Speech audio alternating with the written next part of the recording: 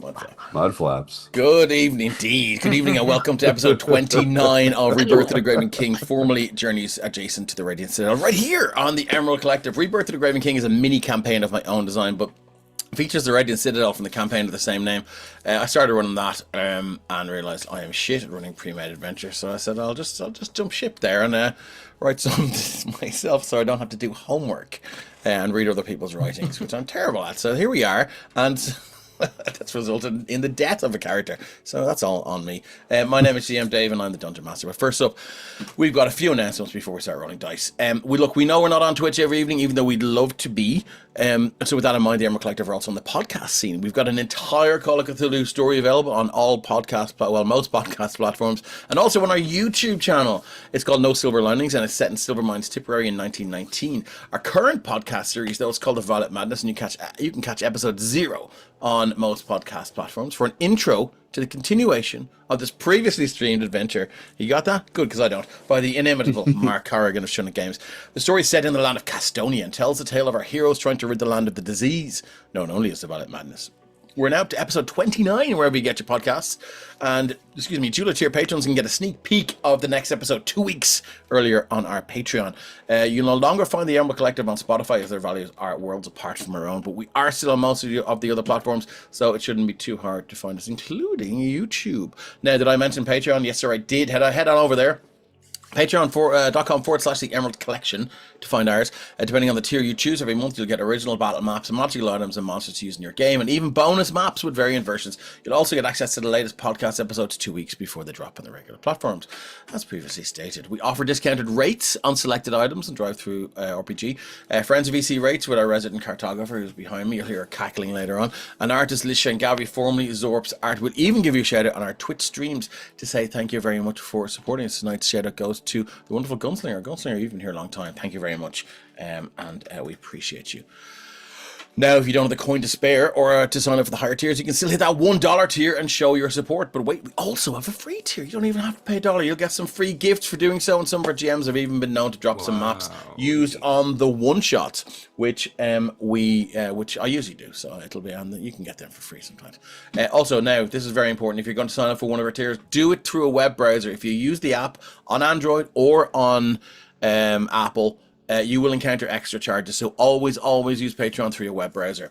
Now, what do those shields and numbers in your fancy Twitch overlays mean? I hear you ask. Well, you can use your channel points. They're down there in the bottom right on Twitch. I currently have 103,000. Yeah, I know, right? You can use them to bestow boons upon players and the GM. A boon grants a 1d4 to attack rolls and ability checks, so it's like a bless. And if you sub to our channel or gift a sub to another, you can offer inspiration to a player or the GM. Inspiration obviously allows the reroll of attack rolls or ability checks, but not death saves. Please remember to state in chat who shall receive your boon or inspiration. Now, let's meet our players before we dive into tonight's episode of Rebirth of the Graven King. Hello, friendos. Please tell us a bit about yourself, your projects or hobbies, and of course who you're playing. Let's go top left to bottom right. Top left, we have nobody there. But we might soon. Let's move down. We have Phelim. Tell us a little bit about you. And Paddy, tell us a little bit about Phelim. And you. What do you like to do for fun? Do you know what I like to do? I like to dabble just very shallowly into lots of different things. Okay. You've only one life and so many days spending it, so. And so if we dabble shallowly, then you don't have to commit to anything. It's just a dip of the toe. Well, if you commit, you're missing out on something else. Yeah. Okay. He's basically just saying he's got wet toes all the time. Yeah, exactly. Did you say wet or webbed? Wet. Okay. He's not from Norwich. Paddy, who are you playing? Who am I playing? I am playing Captain Phelim Fontaine, Battlemaster Fighter, level 9, very stout halfling, ginger-haired. I suppose he thinks of himself as the life of the party at times, but a very professional soldier when the need calls for it. He's missing his family all the time. He's got a new partner under his hat, Margaret the Orb. All right. Okay. He's a bit sad at the recent loss of Torvik. He's a bit irked at the abandonment of what's that word? What is that word? What do we call it when people run away from the army? Oh, deserters. Desertion. Irked at that and worried that might start to spread in the group. That's where he's at the moment. Also reduce the effectiveness of the party quite a bit. Yeah. I'm sure a tactician like Phelan would be. He's pissed. That would be on his mind. Yeah. Oh, we've got a sniper now, have we? No, we don't. And next up, Rep, tell us a bit about Torvig, who died. Yeah, I don't need to say Callas, but I mean, like, you're not playing anyone yet. No, I'm just here for vibes. I'm just hanging out tonight. I'm not doing anything else. I am Rebirth Gamer. You will see me on the Emerald Collective. Sorry, we're not Patreon, but part of the Patreon side of things, and various other sites around TTRPG space. I was playing Torvig, who was our Minotaur Ranger.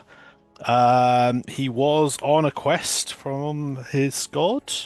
Whether or not what happened to that quest now?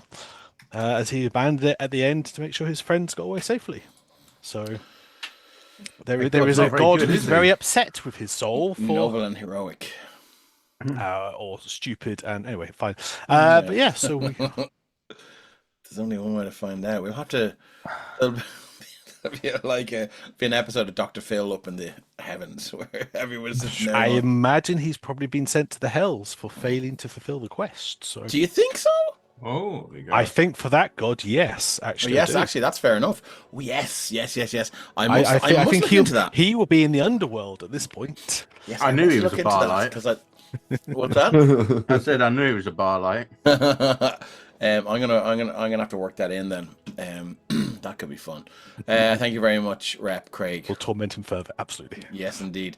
Tell us a bit about you, your band, and your things you do, and who you're playing. Hi everyone, my name's Craig. You can find me on Instagram at Craig7Darling. You can find me performing music with my amazing band, My Son the Hurricane, coming soon to a city near you, come summertime. You can also find me cooking up some delicious treats here in Hamilton, Ontario. I'm a sous chef at a bar here called the Avro, or a restaurant, I should say. We have a bar. It's not a bar. It's more of a restaurant. Anyway, today we are playing Andira. She is a Shadarkai Hexblade Warlock in service of the Raven Queen. Oh, little slip there. Almost said Graven. Ooh. And yeah, is also sharing like a lot of the misgivings I think that Phelan is feeling towards Kethra seemingly leaving, even though like she gets it to a degree, and is very torn up about what happened to Torvig as well. Torvig was.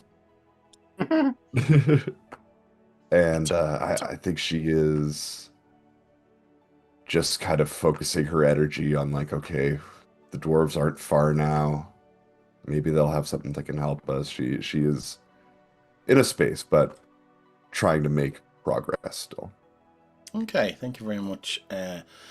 Great. Keith, tell us a bit about yourself, stuff you do, and who you're playing. Hello, my name is Keith. The stuff I do. Stuff you do. we got stuff you want to talk. What sort of stuff you like to talk about? D&D stuff. I organize D&D events in castles. Fun events, I'm told. I have fun anyway. I think people have fun. And I like to play D&D. And I also work at other events, festivals, concerts, Malahide Castle concerts. I'm up there, site manager. I'm also at Electric Picnic, managing sites down there. And I'm currently working with St. Patrick's Festival, getting all that ready. So that's kind of my day job, which is fun. And then my hobbies are D&D. So I've combined them both, and now I do D&D events, which is fun. Lovely.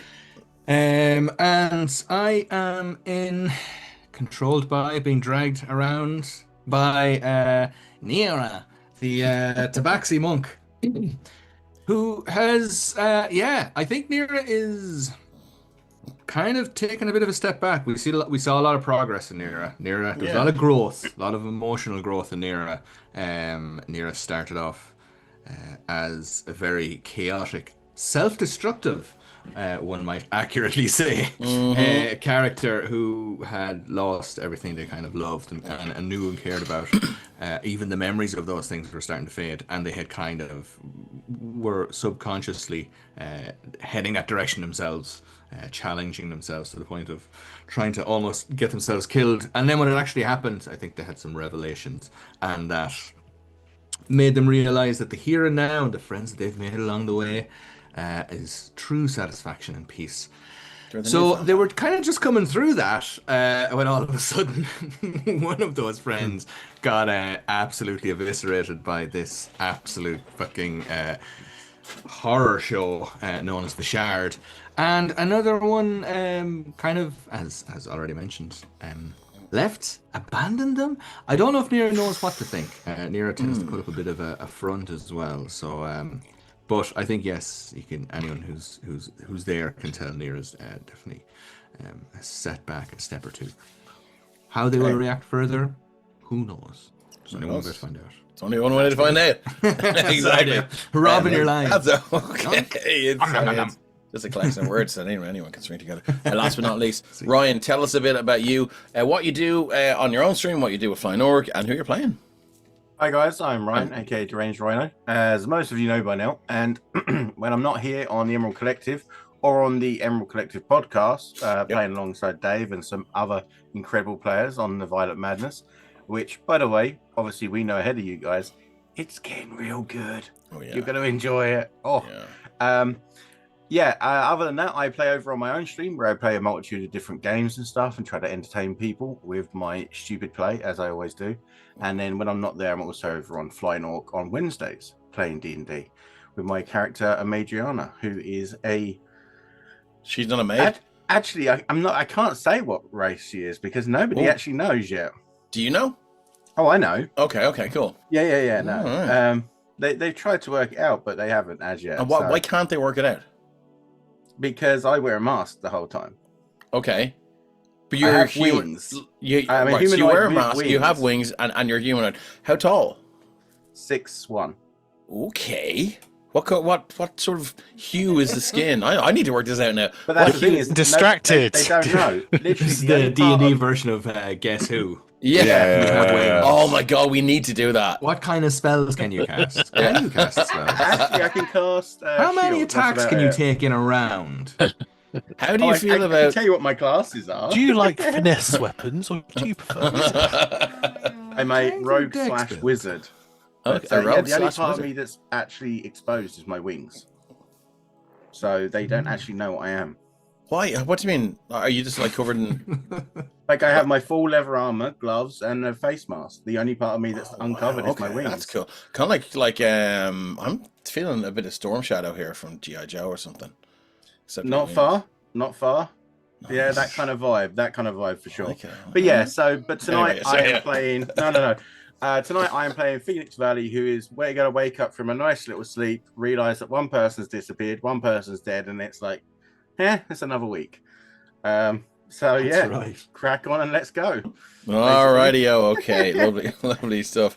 Okay, cool. Let's do a quick recap. I think we'll jump into tonight's episode of Rebirth of the Graven King. So, the story began on the world of Hathar, on the continent of Grathas, an undead army sweeping across the land, led by a terrible figurehead, the son of the Graven King, an undead terror, in search of a Concord jewel, a powerful magical craft capable of transporting one to the Radiant Citadel, which is a floating shard of glass, giant, massive, gargantuan even, as I searched for more adjectives, in the deep ethereal that had become a community for the displaced and lost. Now, by a strange turn of desperate events, the party found themselves in that very same craft, transported to the Radiant Citadel, where they met Nod, a wizard charged with the place's defense. That was really sore, because I have a really sore throat. I'm glad they're not going to meet him tonight. Charged with the place's defense, who tasked the party with uncovering any and all information that they could about the son of the Graven King from his home, the island of Garthas, back in the world of Hathar. Now, the son of the Graven King has 5 minions that hold sway over this undead-infested island and guard all traces of his past. Having defeated his first minion, Shazathar, and accompanied by a sentient glass-opening Margaretkainen, the party continue their search for information on the dreaded son of the Graven King, but now a terrible obsidian construct called the Shard is hunting the party. This creature, fashioned by the son of the Graven King himself, is practically impervious to the party's spells and weapons, so they're in full flight to the center of the island of Garthas, where it's rumored that a city of dwarves might be capable of forging weapons. I used capable twice there. I should change that in my next one. Might be capable of forging weapons that could affect this spell creation. It's already slain their Minotaur Ranger and friend Torvik, and it has its sights set on the rest of the party. As any good construct would. So, weary, beaten, and broken, how much does the party have left in their tank? What plan does the son of the Graven Kings of Minion, Parzanthia, have in motion to eradicate the dwarves beneath the volcano? And, now down to 4 members, can this party survive another encounter? Any encounter on the undead and infested island of Garthas? Garthas, please, because I just realized it autocorrected to Martha's. It's just not glad I didn't read that out. There's only one way to find out. Let's go to Martha's and play some D&D. Okay, guys. Last we left off. What's your name? Phelim, do you remember last we left off? You made a little bit of a speech to the party. Do you remember what that was? Yeah, it was basically. Do you want to revisit it as you sort of as you push the Kirk out onto the water? We're pushing it over the stones and getting and into the water, and as the other party members are coming up to get into the boat, Phelim looks them in the eye and he says, "Don't get in this boat." He says, "Unless you're staying in this party. No desertion, no making stupid moves and getting yourself killed. We can't stick together, and if we can't see this through, don't bother your arse getting into this boat. Now is the time to shag off if that's what you want to do.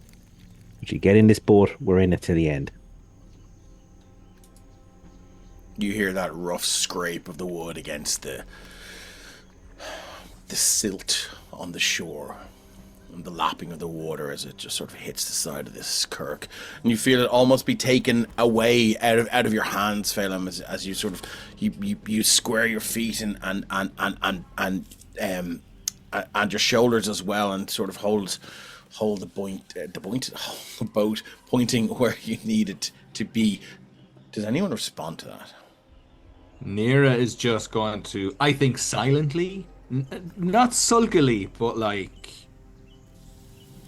just quietly, just mutely walk past everyone, climb up to the front of the boat, and just kind of sit down. Maybe like curl themselves up in the front of the boat. Okay. They're in. Is that a quick process, or do you need to walk around in circles about 8 times? Padding for ages. Just pulling at it. And Nira's probably not too far behind either. She kind of wordlessly gets into the boat, but she does like take a moment to just give this like squeeze on Phelim's shoulder as she walks by him. Okay. Kind of flutter over. Oh yeah, sorry, Myself. you're still on the plank, because you are unconscious. We will get to that now. Oh, I'm still unconscious. Okay. Yeah. Because You've had a great crack since you've had a great. Yeah, I've had a nice sleep. Absolutely well. Put you on a floating plank at least. And weirdly enough, it stayed the right side up for a lot of it. You might be dirty and a little scraped. Yeah. Oh, Like pulling a skateboard with like a teddy bear on it and just like flips upside down, like drags on the ground. Don't forget, you guys did have a long rest, so you can Yes. tweak your bits and bobs. Phoenix is looking pretty bad. So as we get onto the boat, then Phoenix, you begin to sort of regain consciousness. The first thing that your senses detect is the taste of that stew, that you ate, but obviously was interfered with, and you sort of. It's in the back of your throat, it's in the roof of your mouth. And you can see now you are not where you were. Where you were was in your sort of palace thing that you can create. Now you're on the water, and there's only 3 other people beside you. What the fuck did you put in that soup? You guys hear Phoenix wake up. Phoenix, your skin is itchy.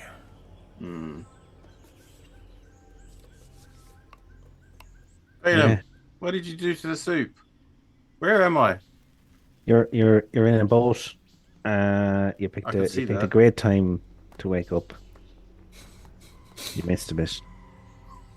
Oh, I don't mind. I feel quite refreshed actually. Where is everyone? Roll a d12. Oh god, here we go. Maybe I don't feel so refreshed. 9. Had 9 temporary hit points. Ooh. We feel very refreshed. Where is everyone anyway? All here. We're This quit. is- Clearly, this we're is not who's because left. what do you mean? This is what's left? Are they fucked off? I knew they didn't have it in them.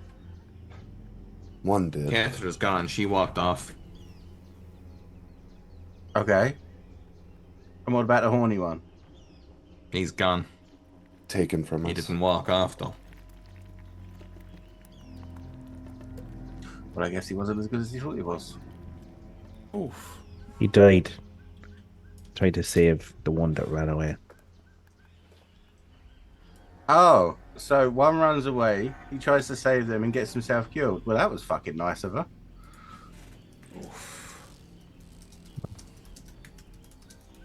There you go. Near just shuts his mouth and turns around back and starts looking out over the water. He did Okay. what he thought was right, I'm sure. He was good. He was a good lad. Yeah. He was. He was. I don't know if he was actually from my neck of the woods, but he definitely had been there. He definitely spent some time there. With any luck, maybe his spirit's still there. Maybe it went back home. One can hope. As the boat pushes out now, you can see you are fighting it against the current as the water. It seems to flow down from this area and out towards the sea. Obviously, as most rivers do. So it will take some. It will take some effort. Are you just doing the quickest sort of path of least resistance here to the tip of the other island, or are you going to try and make your way up by sea to maybe possibly avoid some encounters and get closer to the volcano? He hinted. I think it would make sense for us to kind of skim along near the coast, I suppose, to keep going as best we could with it. Well, the water's actually probably calmer in the middle. Be easier paddling. Possibly. Can I get athletics checks from people who are from people who are using the oars? Absolutely. Can I attempt to do something else to help us? Yeah, of course you can. So I'm going to use my druid craft to try and essentially create the seaweed and the grasses and stuff that grows underwater to essentially push us along. Nice. Okay, give me. Would you like to do Arcana or Nature? Probably Arcana, if I'm being honest. Okay. By the way, and dear Sure. Yeah. 16. Okay, 16. That's nice. I like that idea. That begins to, you can feel the you can feel you can feel the whatever's growing under things that grow beneath the surface of the water begin to they react to your 16 Arcana in such a way as it startles Andira, and Andira, you lose hold of that oar as it sloshes into the water. It's now, you are now down to one oar, unless anyone has anything that they can do as a reaction, or you like to try and bend the rules as we always do here in D&D and suggest a reason. I would like to bend the rules, please. I love it. I'm here for it. I'm always here for it. Not necessarily in relation to the oar. I'll let somebody else if they want to try that. All right, okay. But now that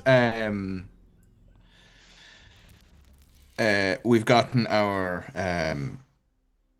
oar or our plank back, Nira is going to pick up the plank and start playing around with the plank and the surface of the water. Does the plank react to the water in the same way as it does to land? Does it float on the water?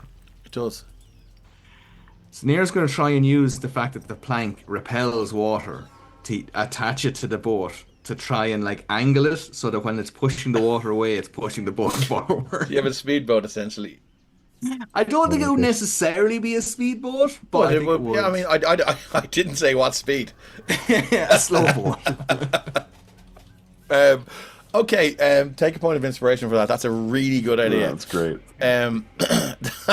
I was expecting it not to work, like Back to the Future 2, But when he goes over the water with the hoverboard and it just won't Oh, work. yeah.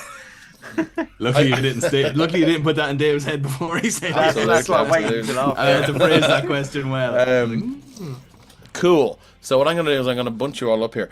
I think Finham's going to say as well. He's going to feel the extra pressure on being the only one rowing now, and he'll turn and look at him there, and he'll be just grunt. Even the fucking oars are deserting us now. He Can I turns use the back, seaweed? grumpy, heaving away. And Dira is going to not pursue that, or she's just instead going to draw her packed weapon, which is in a glaive form already, and she's just going to use that as a paddle. Let's get another. Well, if you lose that, you can just reoperate it, right? Yeah, I can just summon it back to myself. Okay. Just give us an athletics check, so Sure, yeah. While that's all happening and they're grumpy with each other, 15. can I just try and get the oar back on the boat using the seaweed? You absolutely can. Give me an. Do you know what? This is gonna be nature. Okay. No, go on. Do nature. Yeah. 7. Unfortunately, it does sink. Okay. Down, so the ore is gone. So as we move along here, sorry, are we going right here? Are we going this way, or did you want to go around the other way and avoid the shard, who is obviously up to something here? What's being drawn over here? What is that? That's a shard. Tombstone. Oh, that's the tombstone. No, you bastards! Look at that. Whoever did it. Oh my god, I'm really loving the annotations. On this map, and long may it continue, please, because it's great fucking fun. You should do yours. You should What's do like that? a Roadrunner style line going away from that for Kefra. Is that a cloud of smoke in the shape of Kefra? So we're heading this way, are we, or are you going left? Because the shard, there is activity on this side of the island here. So if you want to try and observe what the shard is doing, that's fine. You can do that. If you want to try and avoid the shard and give it further to travel, then you can go. You can head up. You can head around left. So it's up to you. Yeah, that thing is terrifying. Although, But it wasn't able to cross water. Sure, it wasn't. yeah. Nope. Might So throw you can head left and assume that it just can't cross water, or you can head right and try and see what it's doing to bend the rules of D&D. Your choice. My vote's right. Yeah, Okay, better the one devil you for know right. than the devil you don't. Right. Yep. Okay. As you move along, you can It's my see vote. now. Yeah, it's my boat. And I'm going home. Why is this? Oh, yes, because I'm Taking my boat and going home. yeah. As you guys move along here, you do see the shard here, and it seems to react to seeing you floating through the water. Its features expressionless now, and it does seem to stop what it's doing. It drops this huge piece of rock, and who was it? Andira, you recognize this now as the huge parts of the huge slab of this thing that you've been seeing here, that you saw when you flew. And what's happening is the shard it's been racing back and forth now, picking bits of it up, and you can see now it has created maybe a quarter of a bridge of stone. It is just running back and depositing these huge flagstones in, running back, getting another one, depositing a huge flagstone in. It cannot cross running water, but it is working hard to stop the water from running.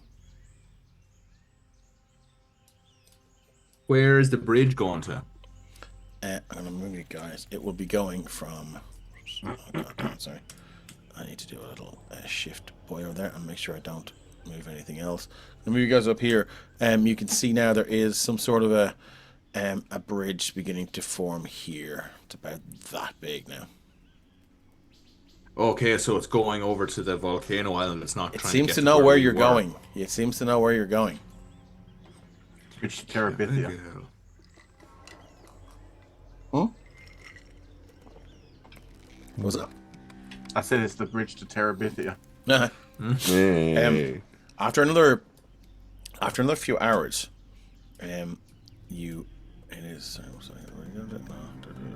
trying to get all of you guys without catching the other lines.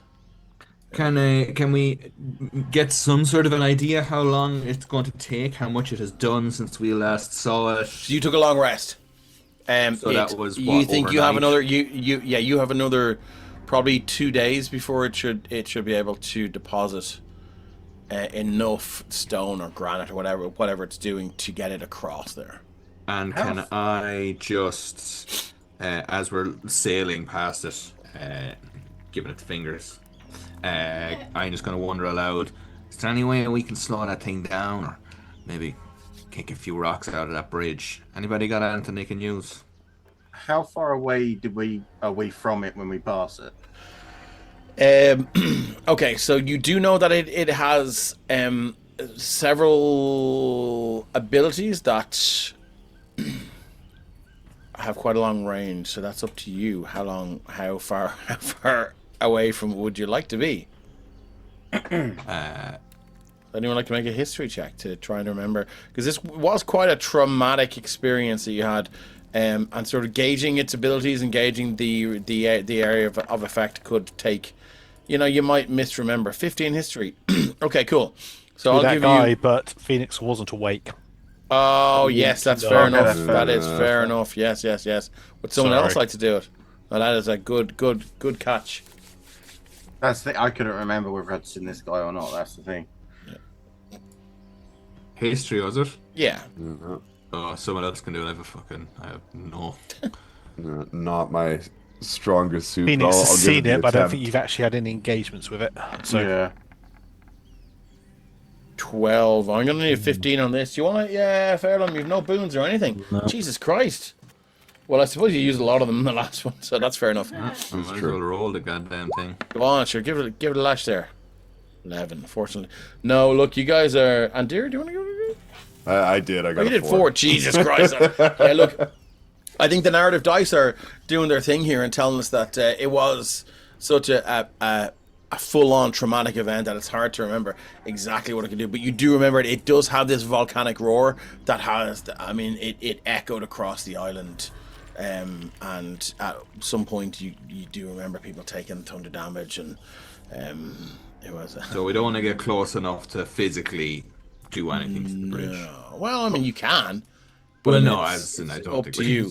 Yeah. Okay. Well, if we can go safely about 100 feet away from it, I can do something. What are you gonna do? But I'm trying to see, like, what do you reckon? Can we stay about 100 feet away from it? Do you think we could get past it? Okay. How wide is the river? Oh, I mean, it's about half a mile. Here, Jesus. Phoenix, I'm gonna plop them there. Hold Yeah. when you take them creatures out, how long? Like, do they have to stay close to you, or did it just exist when you move away from them? What do you mean? When I bring the creature here, Yeah. they live as long as they live. And you can tell them what to do, can't you? Only for a short amount of time, and then they just do whatever they like. Same as most creatures. I was kind of thinking you could ask one of the big crabs to just keep taking the stones away. I could, but looking at that thing, I'm sure it'd probably get rid of it pretty quickly. I mean, like I said, if we can be about 100 feet away, I can definitely do something. Okay. I'm sure it's pretty easy to get you guys 100 feet away. Start rolling. So yeah, I'll tell you what, we'll do 110 feet just to make sure, hopefully, we're not in range of anything. And I am going to cast Shatter on the bridge. Ooh. Me like it. Okay. Do you want to drop the spell description in there? Sudden loud ringing noise, around to 60 feet. Painfully intense. Oh, around to 60 feet. Are we doing this? I got Spell Sniper. I Oh, got so you can 120 increase. feet. Bird eyes. Oh yes. Okay. Lovely. Because it's yeah. That's why I said I want to be about 100 to 110 Okay, feet. excellent. I thought you made a mistake there. No. Temporary spirits and non-magical object that isn't being worn or carried also takes the damage. Okay, do you want to roll the damage? Are you going to upcast this or? Do you know what? I think I am going to upcast this to level 3. Okay, let's go. So you can add an extra D8. It's a 3d8 points of damage on the bridge. Yeah. If you beat a 20, I'm going to say you destroy the bridge and it has to start again. What, 20 points of damage? Yeah. 15. That's still 15. good, though. It's still, yeah, it's still. So you can see now with the as the boat sails up the river against the current, you cast Shatter now, and you can see that it's ringing, crashing noise now as the shard is currently not at the bridge. It's off collecting more stone to continue the bridge, and yeah, it absolutely blows it apart now, and you can see bits of rock just hurling across the island and dropping into the water now and just kind of being moved down by the current. And that will definitely put a halt to its gallop for a little while. But you do know that it is relentless. It will just start again. There you go. Nice one. Okay. Slow it down for Cheered sure. Nero You up. did slow it There down, is- and as you find a safe point to dock here on this island now, you can see it is blackened and torn. This is ground zero for the volcanic eruption here, and you can see as you sort of what are you doing with the boat? Are you going to leave there? Are you going to bring it up and turn it upside down on the shore? Are you going to try and hide it? I would think secure and hide it. Yeah, Secure and with hide it. bushes. Would you like to argue for a skill that you're going to use? I'm going to ask for survival. Feel free to try and bend the rules of D&D Is it? What's this to do? to hide the boat. But then, can I just try and use my druidcraft to basically grow stuff over it? Nice. You can. What does that look like? So I'm guessing there's kind of not much vegetation on this island because of the volcano and stuff. No. So essentially what I'm going to do is I'm going to coax the roots out of the trees as they climb up out of the mud and like reach over it, almost cage style. Nice.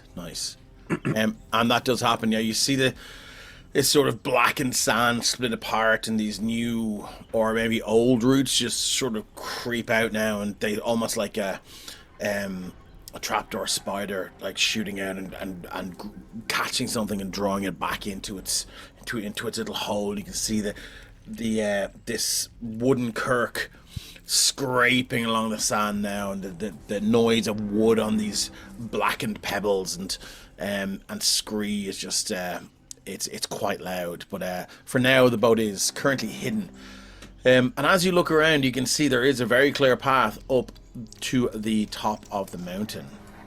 Are we gonna go for it, or are we gonna do anything else here?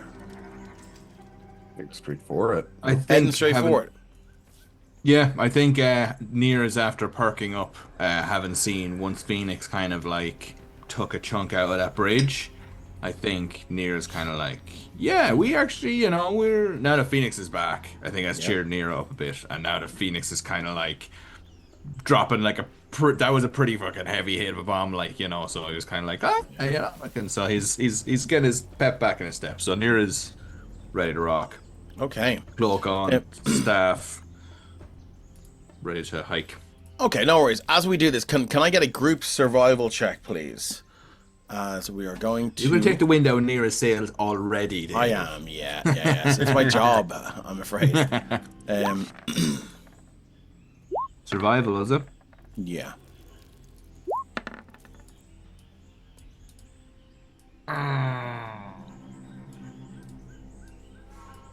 With a Oh, I'm going to use my +7. inspiration to get a good survival. Inspiration. Coolavoola. I may have Reroll that. misshapen your little tokens here, but we'll figure it out. 17? Okay, so the Better, DC a little for more this is respect. 12. If there's a nat 1, it's 2 failures, and if it's a nat 20, it's 2 successes. As we move along here, okay, so what have we got? 17, 22, 13. That's pretty good. Well done, everyone. And I'm going to move us across to a different map, and this takes about a good, I'd say, 2 hours. You're making your way. I hope everyone can see where they are. Yeah. We can. Making your way. So you're making your way, and it's a heavy trudge now, and the Nice. gradient is quite steep. Oh, that is a cool map. Like you can literally see it blurring as it goes away into the fucking. That is fucking awesome. And if you want another map like this, you can ask. It's a map. Who's behind me? Who makes Oh, all these maps? fucking Yeah, nice. there you That go. is very, very cool. Tip top. I'm gonna move you That guys to here. genuinely looks like it's kind of like out of focus because it's so Yeah. far away. I don't know how you did that, Yeah. Kate. That's pretty fucking cool. So what I will say is, vertigo looking at this map. as you guys move along, the struggle and the slog gets heavier and heavier now. Your thighs and your hamstrings and your calves are burning as you just walk along. Phoenix, you're grand, you're flying. Even plank seems to sort of feel heavier. And as you're making your way up this mountain, you do hear this. So you look down behind you now, and about 100 feet away, you see this horde of zombies who have just been steadily trudging behind you now. And one of them falls, another one falls on top of it, and another one falls on top of that, until they all seem to be tangled and just caught up in each other. And No, don't No, fucking you do son it of there. a. as you see now, Rep is To lads, right, off we go. this This is where I- huge ball of cluttered zombies now, as if you can imagine, they're just if you've ever seen someone trying to move a zorb ball where you Yeah. push forward and push Just forward, rolling. this is what these things seem to do. And you see disgusting. lumps of hair. I'm gonna put back here. You see lumps of hair and clothes and skin and torn limbs as they begin to move away from the horde. You see the horde speed up and catch them, get caught in it as this thing gets bigger and bigger and bigger again. And I need everyone to enter into a skill challenge, because if we fail this, things are going to get real fucking bad. So the DC, so our skill challenge here to get up the mountain is going to be set. I need 6 successes before 4 failures. We're starting the DC. Okay, hold on. There was only 4 of you, so I should round that down. Well, I need 5 successes before 4 failures. We're starting the DC at 16. Who wants to go first? As you see this giant now, it's towering about 60 feet high. And it's not this perfect ball. It seems to be sort of changing shapes, and there is a sickening thud as it seems to have a heavier part that just falls forward every time. And it hits the ground with this wet slop, and you hear this sort of squelch every time the heavy part hits, but it sort of sends the lighter part forward even heavier and faster now as this thing begins to pick up speed. DC 16, who's first in our skill challenge? Let's change the music. This is where Phoenix nudges Andira and says, "Do you know what they call a zombie sandwich? What? The walking bread." Nice. Oh, it's so good. You already have a boon and inspo. Okay, let's go. DC 16, what are we doing? Who's going first? And Just what are the any of our rules here? skills. So What's we that? pick a skill each. Pick a Yeah. skill. Tell me how you're going to use it. How will that skill help you evade this creature and get up the hill? And it can be any skill. All you have to do is just bend the rules of Dungeons and Dragons and tell me how perception will help you get up the hill, or how arcana, or how investigation, or how Someone intimidate that thing. just persuasion. sheer. Exactly. Or you can And can intimidate your we- colleagues to run faster. We can use the same skills. No, you cannot. So if you use perception, it cannot be used again. I see. So yeah.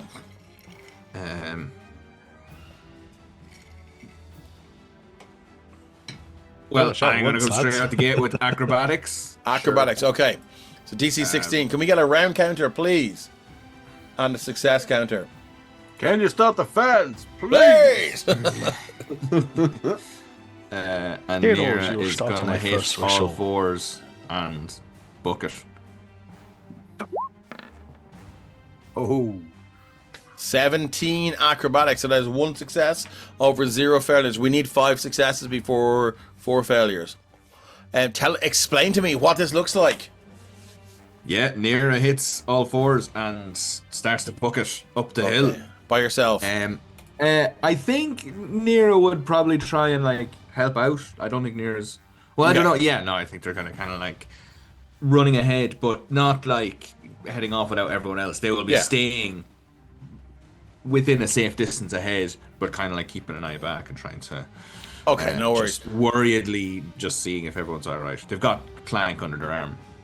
Clank. Okay, cool. Next up, who would like to go? So DC is now, we went from 16, 17. DC is 17. Who's going to do the next the skill? DC is increasing with every roll. Yes, it increases by 1. Geez. And it increases by 2 if you fail.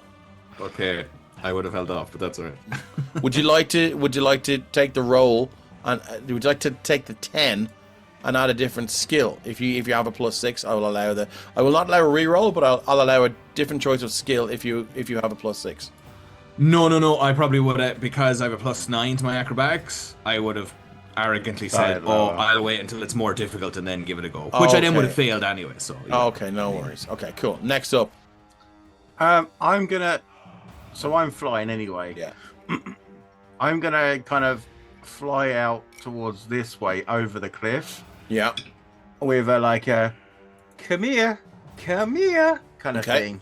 So I would like to try and use my athletics to be able to entice it that this flashy, shiny thing is floating over here and go for Okay, it. maybe even sort of dropping to the ground and making it look like you're not flying and you're running towards the cliff. Go Maybe ground to level. try and... Yeah. Yeah. Cool. Okay, let's get athletics. DC 17.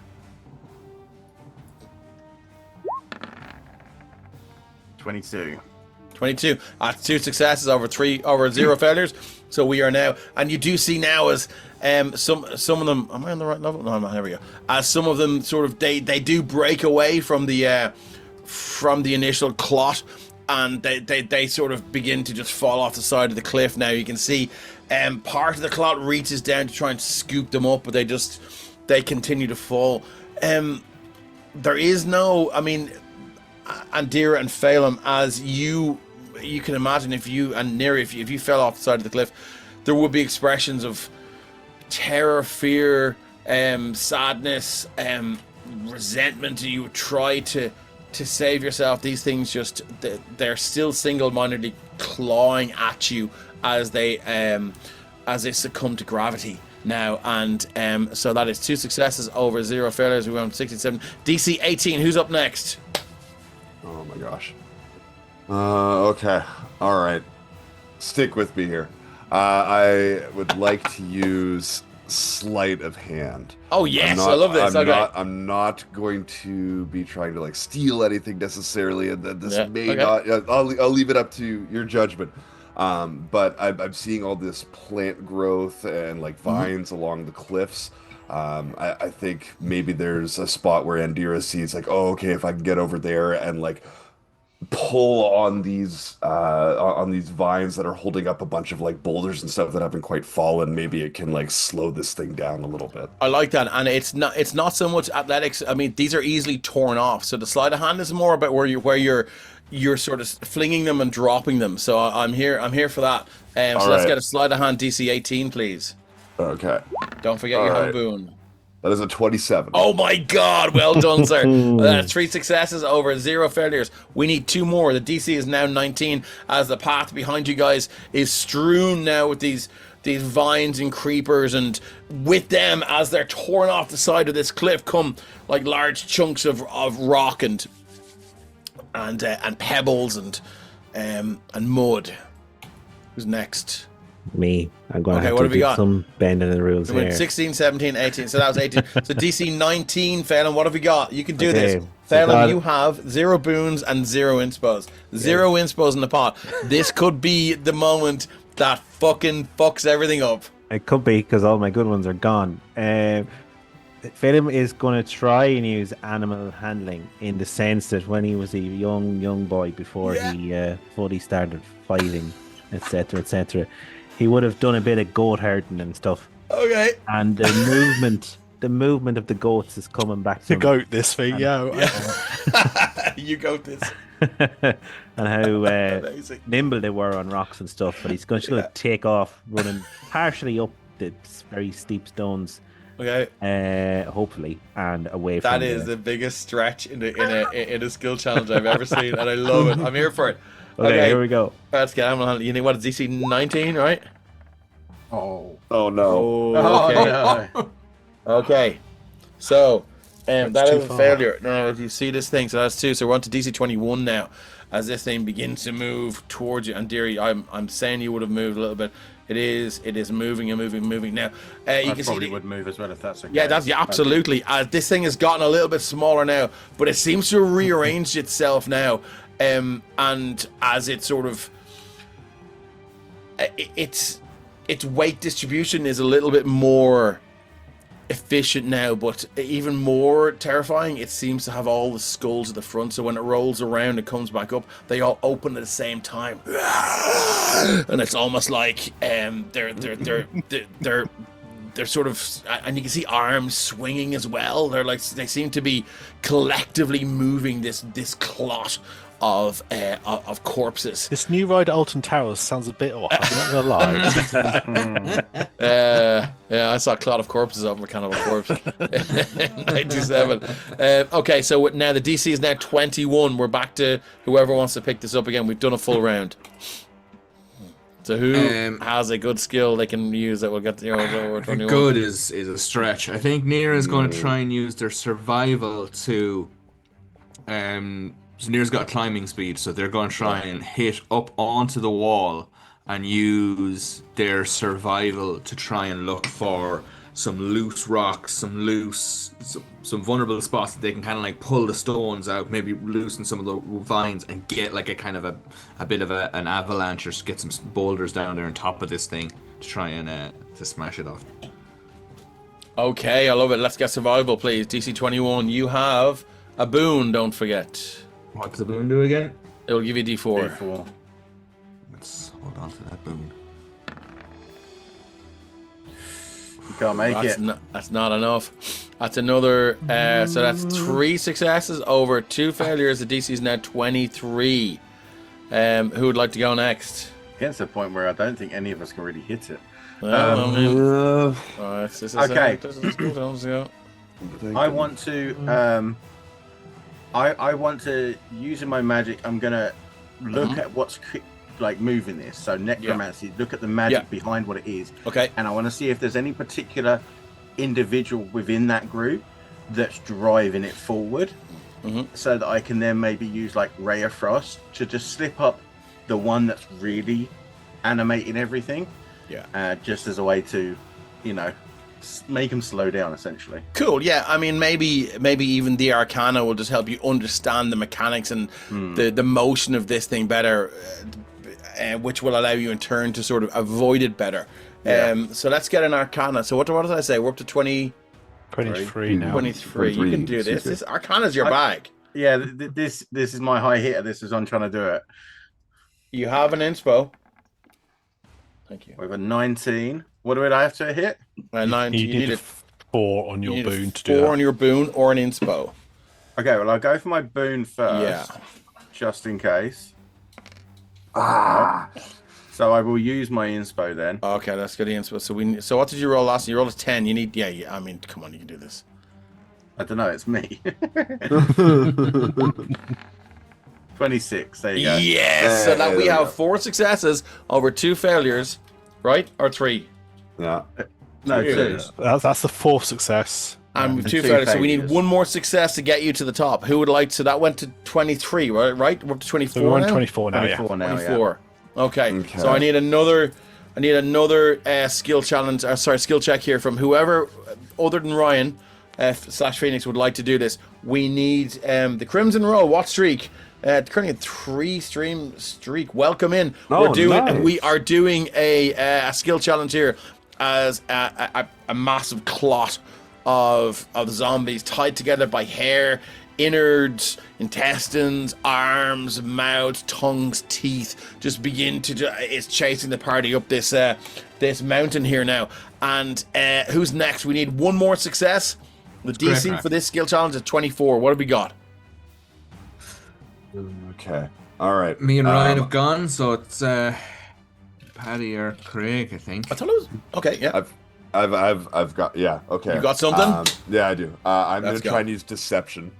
okay. Let's go. Indira's gonna position herself near the cliff's edge and try and feint this thing out. At the very last second, she's gonna kind of dive out of the way. Okay, if this succeeds, you Playing have, chicken you have with a ball of you have corpses. you have succeeded the skill challenge. If this fails, the DC will go up to 26, and we are 3 failures on under 4. So let's go. +9, baby. Let's go. 24. Oh my god. What do we need? We need a 24, right? Yeah. 24 was it? Yeah. Jesus Christ. Holy shit. So you guys now, as this thing begins to chase Andira, it just topples off the side of this of this mountain trail. You can see as it begins to succumb to gravity, they all seem to turn around now, and this clot faces you as they fall away down into the depths of this forest. But there's no scream, there's no noise from these things, but it's just a collection of arms and tongues and teeth, and even the intestines seem to reach out as if they have a life of their own to try and snare you or grab you until it disappears into the jungle floor. You guys make it to the top of this mountain without suffering any points of exhaustion. Well done. Very good. Because that would have been the outcome here. Let me just grab. I think I should be able Just to fly back to towards the group and say to Andira, like, so does that buy you any good favor with your queen? Feats of strength and mobility aren't really her thing, but No, but you killed some undead. Isn't that your whole thing? I think she'd maybe prefer if I did it myself rather than letting gravity do it. But I suppose you're right. I guess it does count. And I guess, wait, does that still only count as one? Oh no, that's definitely multiple.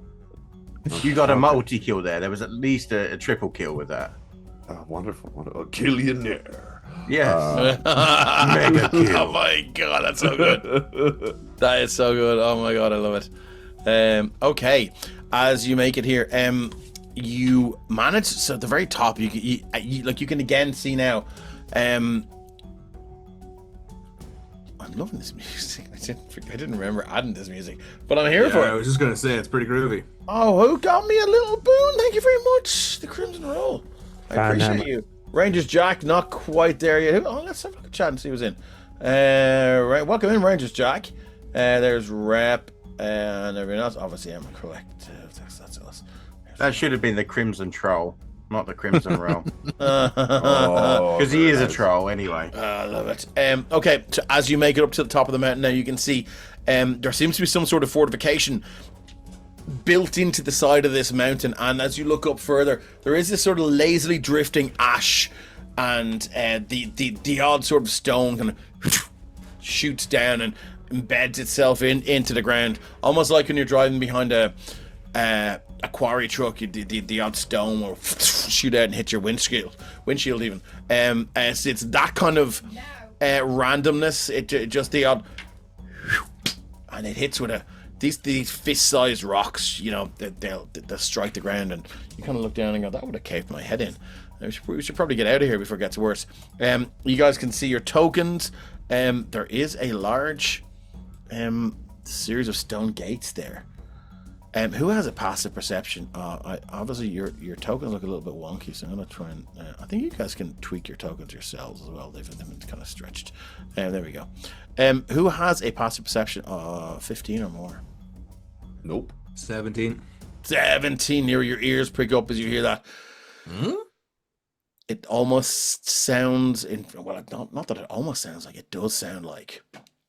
You can hear the sloughing and slopping of skin somewhere down the mountain path. It sounds like a second clot is beginning to form. The wet slapping and sort of collection of body parts just falling on top of each other and then beginning to move.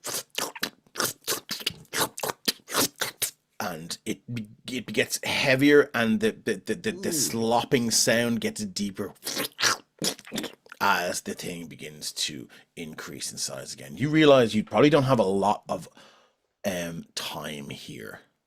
So if there's something you're going to do to try and alert people on the other side of the gates, now is the time. So move your tokens to wherever you'd like to be, and let's see what's going on. Welcome in, Funk Phenomena 420.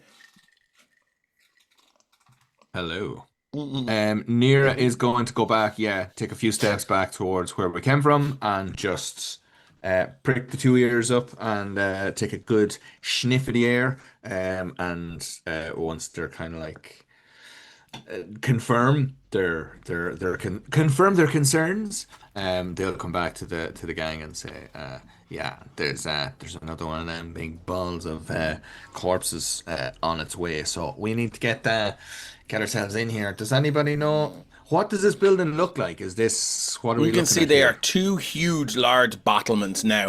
You cannot see onto the you obviously can't see through the crenellations. There are two huge, massive stone gates. These towers rise about 120 feet high in the sky. They are still dwarfed by the rest of this mountain, and the gate is sort of set in. The gates are set into the stone itself.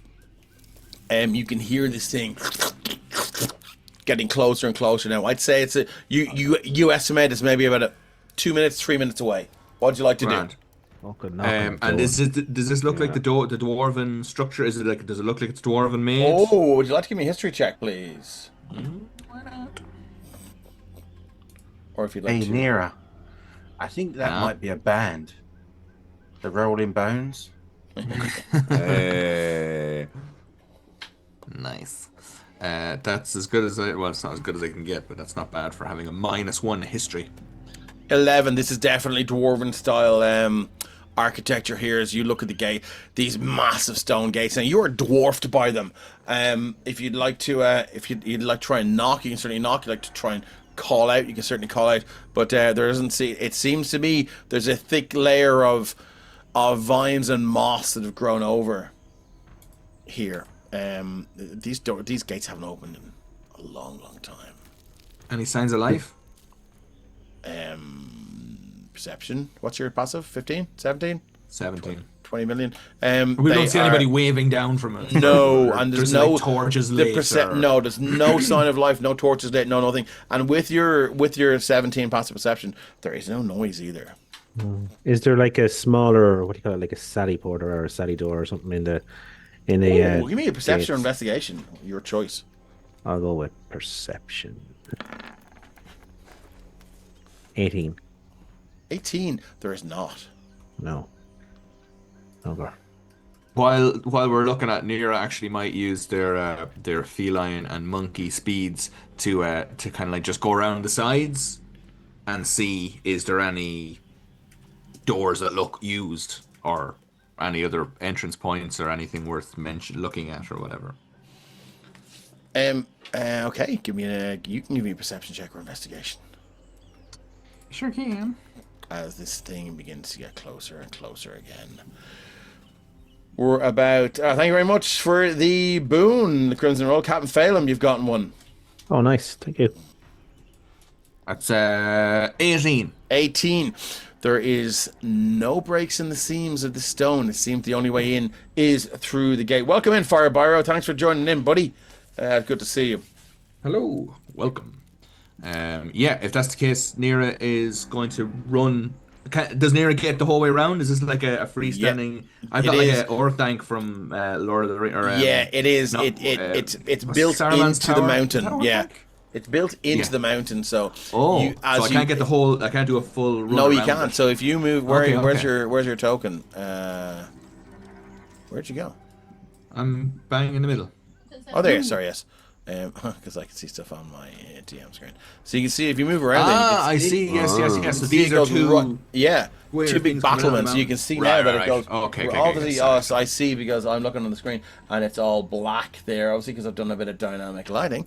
And you so can we see can now. just see So that. it is built into the side of this mountain. Cool. Okay, yeah. Then You get the vibe now. ignore Sorry, I all my didn't silly explain that questions. correctly. Having a glass of shot enough to pop. Give it to me one hell of a bunch of. Well, happy birthday, happy belated birthday, my friend, and I hope you enjoyed it. Indeed. Morgan's a friend of mine, and we sent him over a few bottles of shot enough to pop for his birthday. So there we are. Very nice. It's another minute goes by as you hear this wet splopping now as this thing begins to round the corner towards you. We are close to it.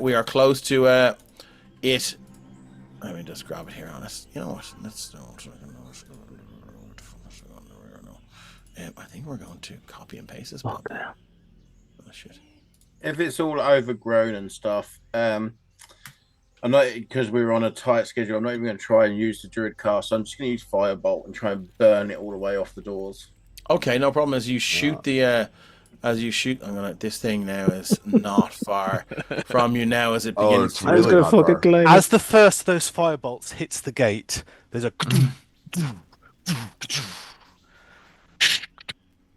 and two gates begin to split down the middle, retreating into the towers. You see a figure appears before you. You can't see them clearly because there is bright torchlight, bright sunlight streaming out from the gate. You just have this one figure, Aragon style, pushing the gates open. You're aware they are muscular. You're aware they have horns, but you can't see any more details than that. It's Borvig! It's Borvig! Torvig's sibling! I suggest you all might want to duck right about now. As the figure ducks out of sight, and there's a thwang, thwang, and these 6-foot bolts shoot past you all, embedding themselves into that blob as it comes through, slowing it down. You see this twigs in this thing as it goes through, snapping through. Thwang, thwang! 2 more go out, slow it down some more. And then Phoenix, as you're hovering there, there's a these 2 little red balls flick past you. Close enough you can feel the heat coming from them as they disappear into the blob as dual fireballs incinerate this thing as it comes out towards you. I suggest you want to get in. The gates will start to close right about now. And already the gates are starting. Dual Fireballs is cheating, just saying. The gates are Near's closing. already Are gone you through the headed in? gates. Or are you staying? Absolutely. Oh, yes. Also, I don't have the spell prepared to become a duck. Okay, as the gates close now, you can see nothing as the corridor into the mountain now is it's pitch black as the gates it's heavy sound of stone against stone. You see now these torches on the right side, the left side, they all spring to life, and you can see now this long corridor, maybe about 80 feet wide. It seems to go down for about 120 feet. Zarini, what do you do? Off to one side, there's a... And you see... Phelan, you recognise this as Fey magic, as a ball of fire appears around the hand of this figure, and you finally see them clearly for the first time. They stand 5 feet tall. They are hooven, but they have brown fur, and a female satyr stands before you. She wears sort of a brown, not quite leather armor. Her arms are bare, muscular. You can see those you recognise Dwarvish will recognise Dwarvish script tattooed across both her arms. We've been waiting for you, Lythe. Taking you a while to arrive, hasn't it? Come on. The Princip would want to meet with you. You don't have a lot of time. And she'll start to walk into the... And then she'll turn around and look back and go, are you a wizard made from paper? That's amazing. How have you made from paper? What happens if we're going to wrap you? You don't touch me. I don't trust you. We've had trouble with that kind of thing before. A Leonin? I haven't seen a Leonin. You're a bit scrawny for a Leonin, aren't you? Are you not fully grown? Are you just a cub? You seem far away from your pack. Close, not Leon. No, I'm Tabashi. Tabashi. I've not heard of that one before. And I'm not from around here. You're a little unusual looking yourself. why, thank you very much for noticing. It's much appreciated. It's nice to see people who don't have beards in this place. There's far too many of them in this way around. Oh, Shadakai. You'll be as dull as the rest of them, I'm sure. And a great warrior. Look at this man here. There's a fine hat you have on, my good sir. Welcome, welcome to the Dwarven stronghold. Why, what names are you? I know you're... Don't tell her your names. These tricksy beasts, they can stay away. I see you have some of the Fae around you, yes. I inquire your name so I may address you. I do not tend to take them away from you. I do not have that power. I still don't trust you. I'm not giving you my name, at least. You can call me Wizard. I was going to call you Wizard regardless, so that works out very well. It's up to you, but I promise you, she'll steal your soul. You can call me Nira, Yeah. but I'm not telling you my Nira. name. You can call me Andy. I don't need your name. I just need a thing to refer to you by. Nira. Okay. Nira Nira Tabaxi. Okay, I've got this. Graven will look up at you, just slightly up at you, and put out his hand and do a little flourish with his hat and say, Captain Drop the ball. Phelim Fontaine. Yes. The fucking ball just rolls out and starts rolling away. And that is, this is Margaret. Hello, I'm Margaretkainen. Hello, Margaretkainen. Why, are you inside the ball? Are you the ball? This is I am the multi-play. ball, unfortunately. She's reaching down to pick it up. And she'll pick it up if you don't stop her. Hello. Holding in the flaming hand going around. Yeah, I'm Margaretkainen. Turned into a glass orb.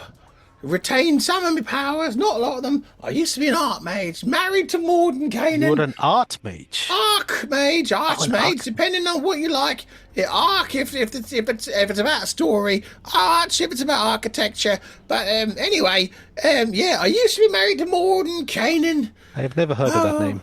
Well, he was a great wizard. Betrayed he me wasn't if I though. haven't heard of him. That is a very intriguing companion you have there, Captain. Indeed, she's proven to be a good friend, and he'll pop her back in the hat, and then he'll just kind of go like this and say, the fairy didn't trust her either, so don't take it personally. Fairies don't trust most people, I've found in my experience. Because you're all untrustworthy. You don't even know us, and these are your companions. You are the guardians of Oh, no, Garthas. You no, must these trust your guys are companions. okay. I don't trust you. The Guardians of only just Garthas. I love it. We've And got a listen, name. You've got her name. Guardians of the Garthas. You've got her name. If you could control her and make her shut up, then albeit take her name. I don't Have you mind. tried wrapping her in tape? No, they've We- tried we- everything. We exploded her and she still came back. It's We is a ridiculous. strong Maybe- word. Maybe that is a good wizard to tap in there. Crimson Roll and Chad says, this psycho is still alive. yeah. Yeah, we hate this person. She's a nice woman. She's a friend of Phelim's. She's a good friend of Phelim's. That's all. Anyway, well, listen, whatever your name is, thanks for rescuing us. Thanks for allowing us into your sanctuary. You don't I look have to very say, dwarven. I am not very dwarven. It's very observant of you. I am Sata. You may refer to me as Zerini. Zerini. Zerini, yes. Is it like an extended eye? Zerini, or is it? I prefer Zerini? not to have the extended. It's whichever you're more comfortable with in these places. I hear a lot think of I'll go with variations. Zerini. And that is your choice to do so. Excellent. What's your real name? She's just doing that. And she sees if there's any response. See, I told you. Playing it cool, playing it. You are able to see someone, Oh, which I is see it. interesting to Oh, know. Margaretkainen sees everything. I see it all, much to my detriment. It's a You see where curse, the my king is. passive Can perception. you tell us where the king is? That would be very useful. What king? She's counted all the hairs on Phelim's head now at this stage. Well, there's more in his ears. You say it didn't take her long. She has been under the hat for quite a time. Yeah. It's quite warm. I'm sure it is. We should get you to see the principal. He would be eager to see you. Do you call him a prince? What was it? Princeship. What was the title? Prince Rux Stormhammer. He is the current ruler of this What's his fine name? establishment. Prince Rux? Rux, yes. Rux? He has a Rux on the head, I think, sometimes. And Rux Stormhammer. That's a very... It is a It's not a great name. Who thought that one up? I have no idea which idiot came If up with only- that. if I only we presume his knew. father. I mean, it Probably sets for out that. its stall fairly early, you know what I mean? Rux You know where you are with a chap called Stormhammer. Rox Sounds very Stormhammer. classic dwarf name, innit? I'm relatively certain he's using I this as a wouldn't say stage he's name. into I'm knitting sure he's... No. now. Does he Don't- carry a hammer? You would be surprised how many hammers he has about his person. I don't think I would. Only one or two. It's less than you Actually, imagine. that was. Well, it's been a while since old Margaretkainen said an hammering. Anyway, I think this is a great place to take our break. Guys, thanks for sticking with us. I think we need to play croquet with this ball off the fucking mountain. Well, if we get a couple of hammers Oh. off fucking rocks. You well, can certainly try, and you have done before. Guys, thanks for sticking with us. We will see you very soon, probably back in about 5 minutes, as we move into part 2 of episode 29. Rebirth of the Graven King.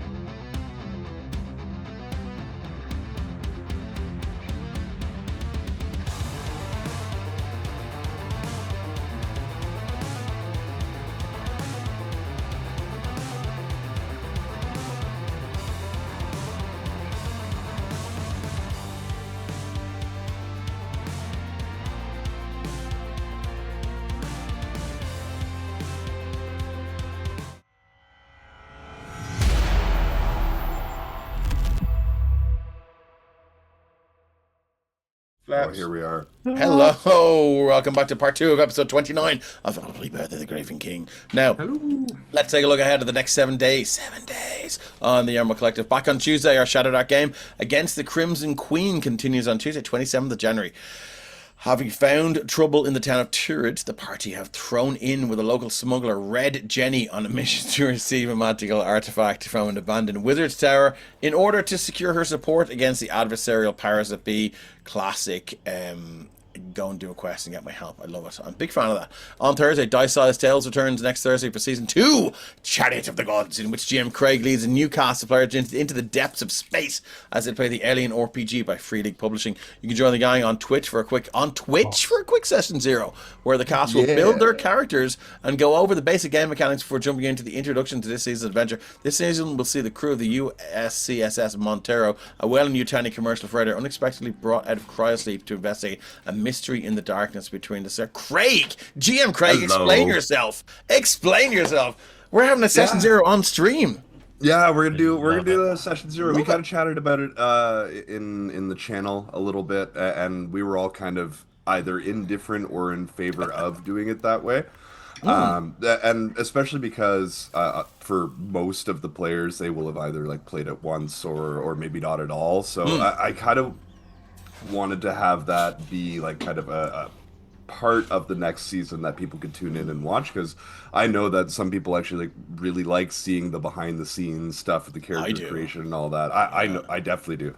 So yeah, we're gonna start off the first half with that, and then if we have time, we'll go right into the adventure, Chariot of the Gods, for like the back half of the session or whatever. I'm really excited. We've got a new cast of players. We have a couple returning faces from season 1, as well as some new faces, some familiar ones from around the pond as well. Just below me here, This bit's right here. Yeah, Keaton's gonna be joining us for that Which one no as one's well. allowed to hug. There will be no hugging of this face. Oh, okay. That sounds like a challenge. What's it worth? Yeah. Yeah, Says you. But yeah, I'm really excited about it. We're gonna be doing, obviously, as you said, the Alien RPG system, which is very different from D&D, and I think it's gonna be a lot of fun and a lot of chaos. I can't wait to get to it. Sounds really cool and extremely scary, so I'm really excited. How are you feeling Game about over, the man. Game over. as a GM who's locked into 2 long form campaigns? How are you feeling about the shorter form campaigns? It's been nice. It's been really nice. It looks nice. Yeah, I feel like I'm on the outside with like the rain just like pouring down with my hand in the window, just looking in. Nobody can see me because I'm locked into another 200 episodes of each campaign. I feel that, but having said that, we'll do 10-ish. I don't think it'll be 10 episodes. I think it'll be shorter than season 1, if I'm being honest. Okay. But when we return to season 3, we will be back with D&D and with some familiar crew, but more on that later. Yeah, exactly. Okay, thank you very much. And on Friday week, I'm back. Saffron Saga continues on Friday week, and the party have survived their first encounter with the Spectre, a malevolent undead vengeance shade, but more importantly, so has Earl Jesper, the next unfortunate on the Spectre's list of transgressors. I don't know why I did that. The question remains the question remains though, just how does the town crier seem to know so much about the Spectre's actions mere seconds after they've happened? And with the appearance of an imp that seeks to make alliances with the party, can the Hexed Onyxian bring himself to work with a fiend? And what will the Church of Bahamut have to say about it? There's only one way to find out, and that's join us in Friday week. Huge shout out to the amazing Kate, who is our technomancer over there.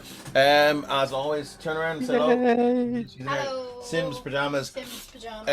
Kate has created all the overlays, and I cannot wait for you to see the overlay she has created for the new Dice-Sized Tales. It's sci-fi. It's great. fucking epic. It's really nice. It's one of the best overlays I've ever seen.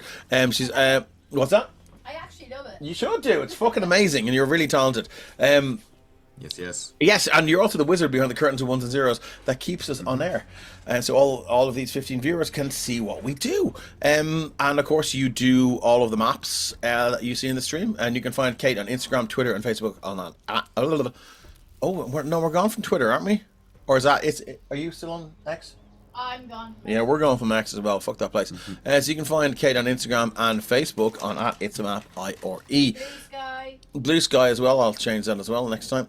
All the music also you hear is from Tabletop Audio. That sort of boogy, creepy noise. Anyway, let's get back into it. As the doors close, towards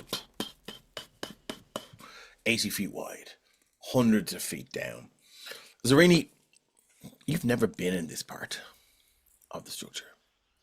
I enjoyed the brief glimpse of the sun I saw. Daylight, I guess, that was nice. And now I'm watching the artillery return to their battery positions, and then we're back on the ground again. Can we see what was firing? Was there other stuff there other than like those massive 6-foot-long bolts? Gates have that kept closed. flying That was on past? top of the two battlements. And there were things that came up from the floor. They were recessed back into the floor, and that shot sort of at body level. You can see Zarini sort of like, as they said, sort of casting a forlorn eye at the outside world, and anyone who'd like to make what's everyone's passive insight? Good question. How do you do that? It's I'll 8 do that. plus. Is it 8 plus your insight? 10 plus your the modifier next to the skill. 17. So 9. Wow, 17. Excuse me. Nira. Zarini's looking around here like, which way do we go? Well, we know which way we're going to go, but it's kind of like, look at that. Oh, look at that. They've never been here before. Interesting. Told ya, Trixie. You don't know this. Oh, Ryan saying that. Not Phoenix. You do know where you're going, don't you? Of course I know. I know exactly where I'm going. We are going this way, down the tunnel. Do you know where we are? We're in the Dwarven stronghold. This is the Seven Gates. This That's is good this enough is for the me. Let's go. Dwarven stronghold of Magmar. Dorm. Oh. Did you say Dwarven stronghold? Dwarven. Shame it couldn't have been Magnar. Yes. Or Magmortar. Hey. So who is waiting down here for us? Well, I have to say, they're kind of waiting for us to go somewhere rather so much they're waiting on us to visit them. But you said you were waiting on us, which means you knew we were coming. I was so- waiting on you. Yes, you've made some waves on this island since you've arrived. There's certainly been a change up in how things are going. And how would you know that if you haven't been outside? We have magics. There are diviners. You've been spying on us. I don't have that kind of magic, but I presume they have, yes. What kind of magic do you have? This is probably about the extent I have, to be fair. It's never could quite get my hair. I couldn't get the grasp of it so much. It's not where my skill set lies. But yes, they've been waiting for you. They have your new plaything. It's the shard, which is why I presume you are all charging in here to deal with that thing. The Dwarves like to cut a bargain. They have a debt for you to pay off before they would allow you to deal with that particular adversary of yours. They have a debt that we're paying off. There seems to be a thing of this in this island that people help you and then charge you for the help they offer. Yep, we've encountered that all right, yeah. You have?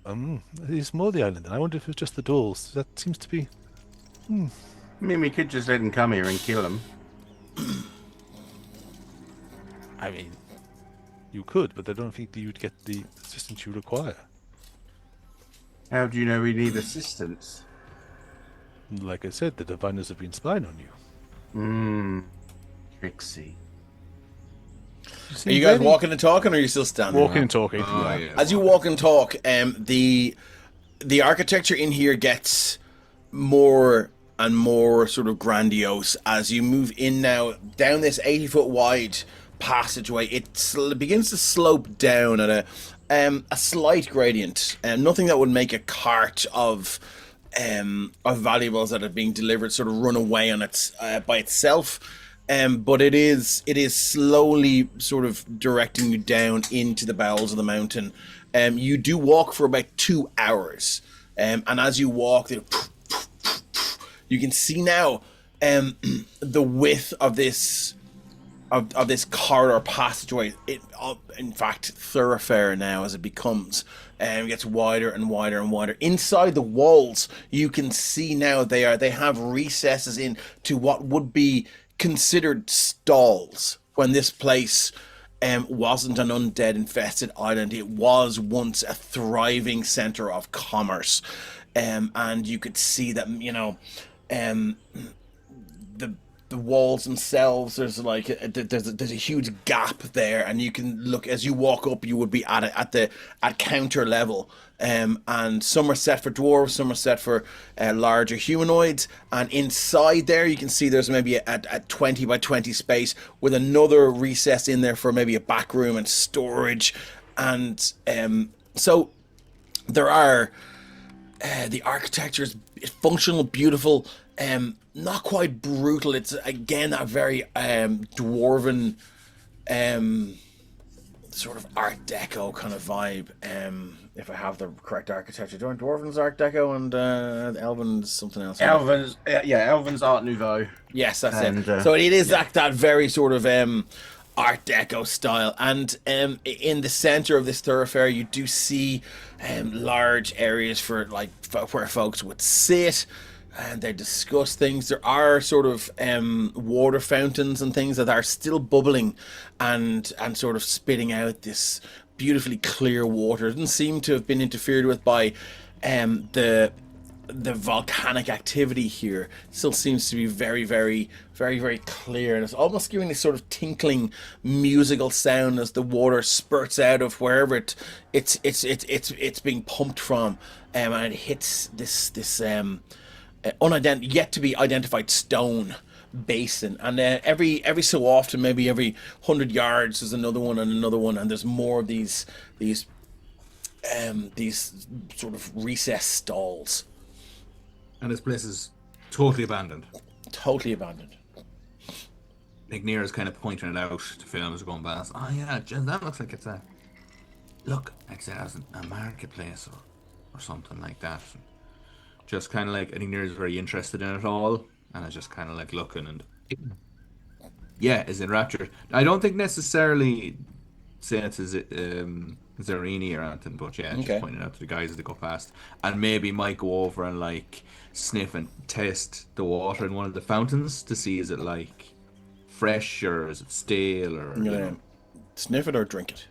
I think sniff first, and if it doesn't smell like really foul, or if it's not like green or whatever, they'll definitely taste it. Yeah. Okay, so I think you have a decent passive perception. It does not seem to be contaminated in any way, shape, or form. In fact, and it's beautifully cool on your scarred and well-worn hands, and it feels nice to get some clean, fresh water. Cat tongue getting in, it won't be. Yeah, you can add a boon to your boon total there. Anyone who wants to drink some of this water can add a boon to their boon total to a max of 3. You can only get 1 per long rest by doing this. Zarini will do that, but she'll also take out a few bottles. And we'll use that to fill the water. My supplies were running a little low. This is good. How many bottles do you think Zarini brought? Would you like to roll a dice or argue for several thousand? I'm happy just to roll a die. Okay, D4, D6. Let's roll it. Do you know what? Let's roll a D20. And no, it's a luck check. It's not the amount. Okay. This is false security. He's giving you boons now to another paddle. Exactly. Be poison water. Don't fall for it. Oh no. Okay, so tell me if it's odds or evens that are good luck. Let's go with odds being good luck. Okay, if you're luck, you can roll. If you're lucky, you can roll D10. If you're unlucky, you can roll D4. Nero will come back excitedly and telling everybody about. So you can roll it. That was lucky. You can roll D10 and tell me. Always odds. And this will be the amount of bottles of water that will give you 1. So you've got 3 boons to distribute. It will be if we're in combat, it's the same as a potion. This will be a boon potion. You can use a bonus action And there's no roll here, so you can just take it with a bonus action. Or if it makes sense that you want to use your bonus action for something else, you can also use a main action, if you know what I mean. If there's something you want to do, that you can substitute. Potions. She'll drink as well, so she'll have gained herself a boon, and then Okay, we'll so have there's these 2 three. left. She'll see there's a couple of other bottles in there, so there seems to be other supplies, but she's got those ones ready to. I wonder how Zarini these- I think. Yeah. Go ahead. Look what I was. No, sorry for interrupting. That's fine. Benham will take a sip and he will enjoy the taste of the wine. That is good. Gee, that would be lovely in a stew. And he'll fill up a water bottle. I was a thinking this skin. more in something alcoholic later. No But problem. Yeah, you can fill try up the that. water skin. Must be And out he'll of a keep spring. that- There must be springs under the mountain or something. That Jesus water might Christ. actually get your t-shirt clean for a change. Excuse me, I don't wear t-shirts. I wear top quality shirts. Only Listen. the finest. Don't worry about it, Felix. And he just gives Felix a little slap between the shoulder blades, wing blades, and To do it with your finger, like do a slap. That's like my whole back. And also, if you guys are on our Discord, please go into our memes channel where the one and only Shaq has been dropping the best memes I've ever fucking seen. So check out our Discord there. As our meme lord is tipping away. Okay, so as you move down now, let me look into Zarini. I'm in danger already. Excellent. No, I'm looking at your character sheet and I can only see, and I've forgotten, I can only see. Okay, no, okay. So I could only see level 4 on the first part of it, and then I couldn't see. But then I Yes. realized what you are. Yes. Okay, so I'm gonna go with. Can I get? Okay, this is. We like to confuse the GM as soon as we arrive. This is a Yeah, I'm gonna go with Phoenix and Dira, please. Can I get? I'm gonna get insight. No, perception. I'll go perception. This is a tough one to. What's it for again? I just need a flat perception check, please. I was going to argue for the insight, but No, yeah, I kind of got it wrong.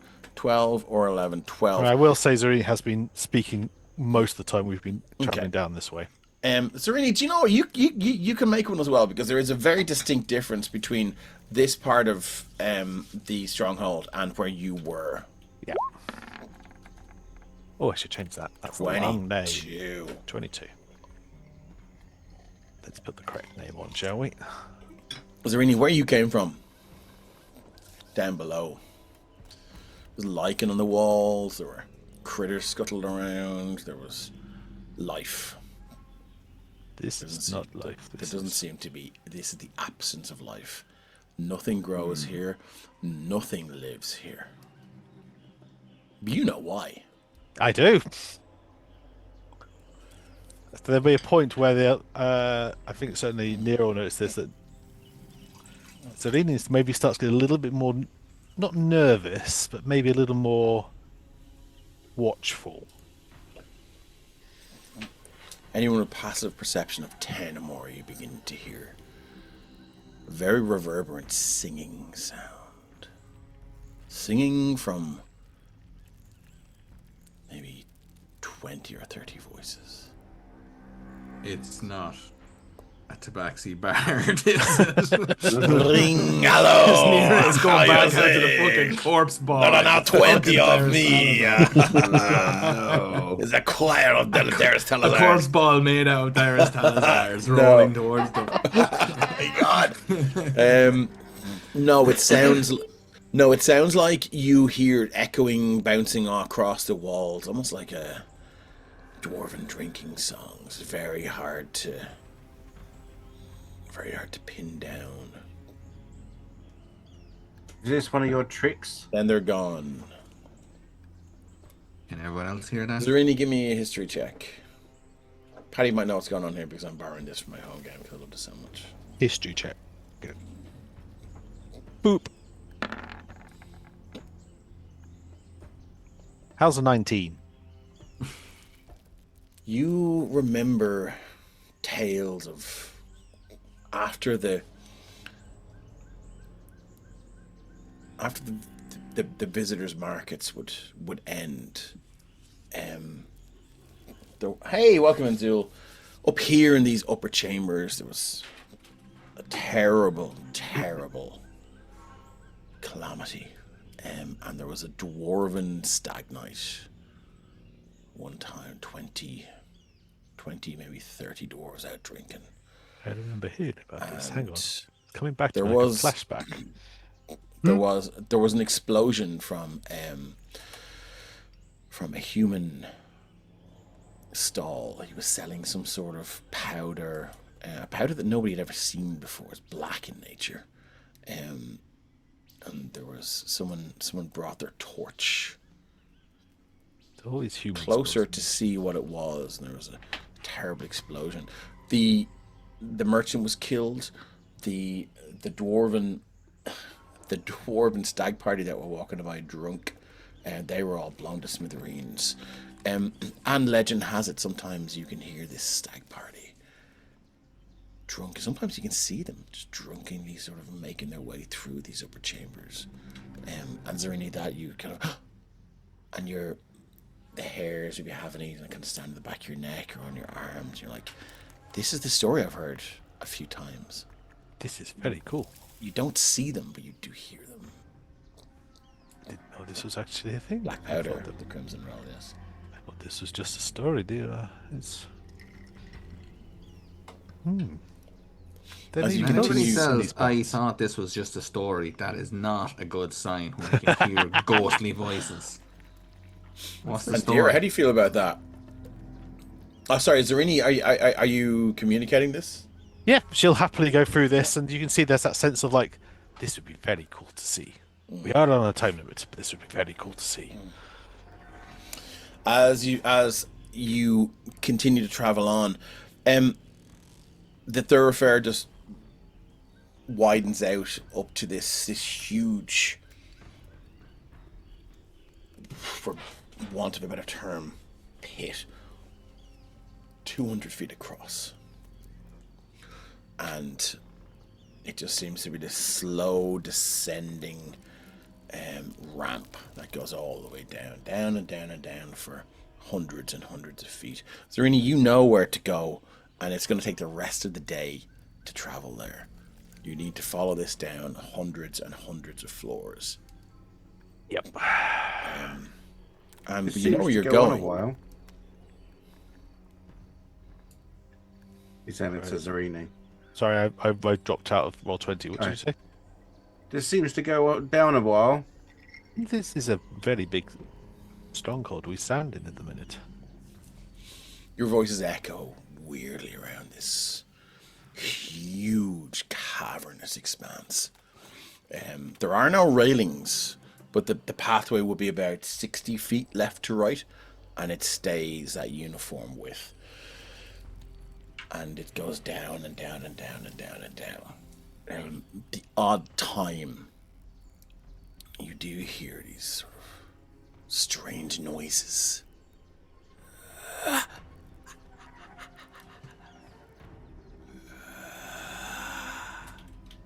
You can look over your shoulder.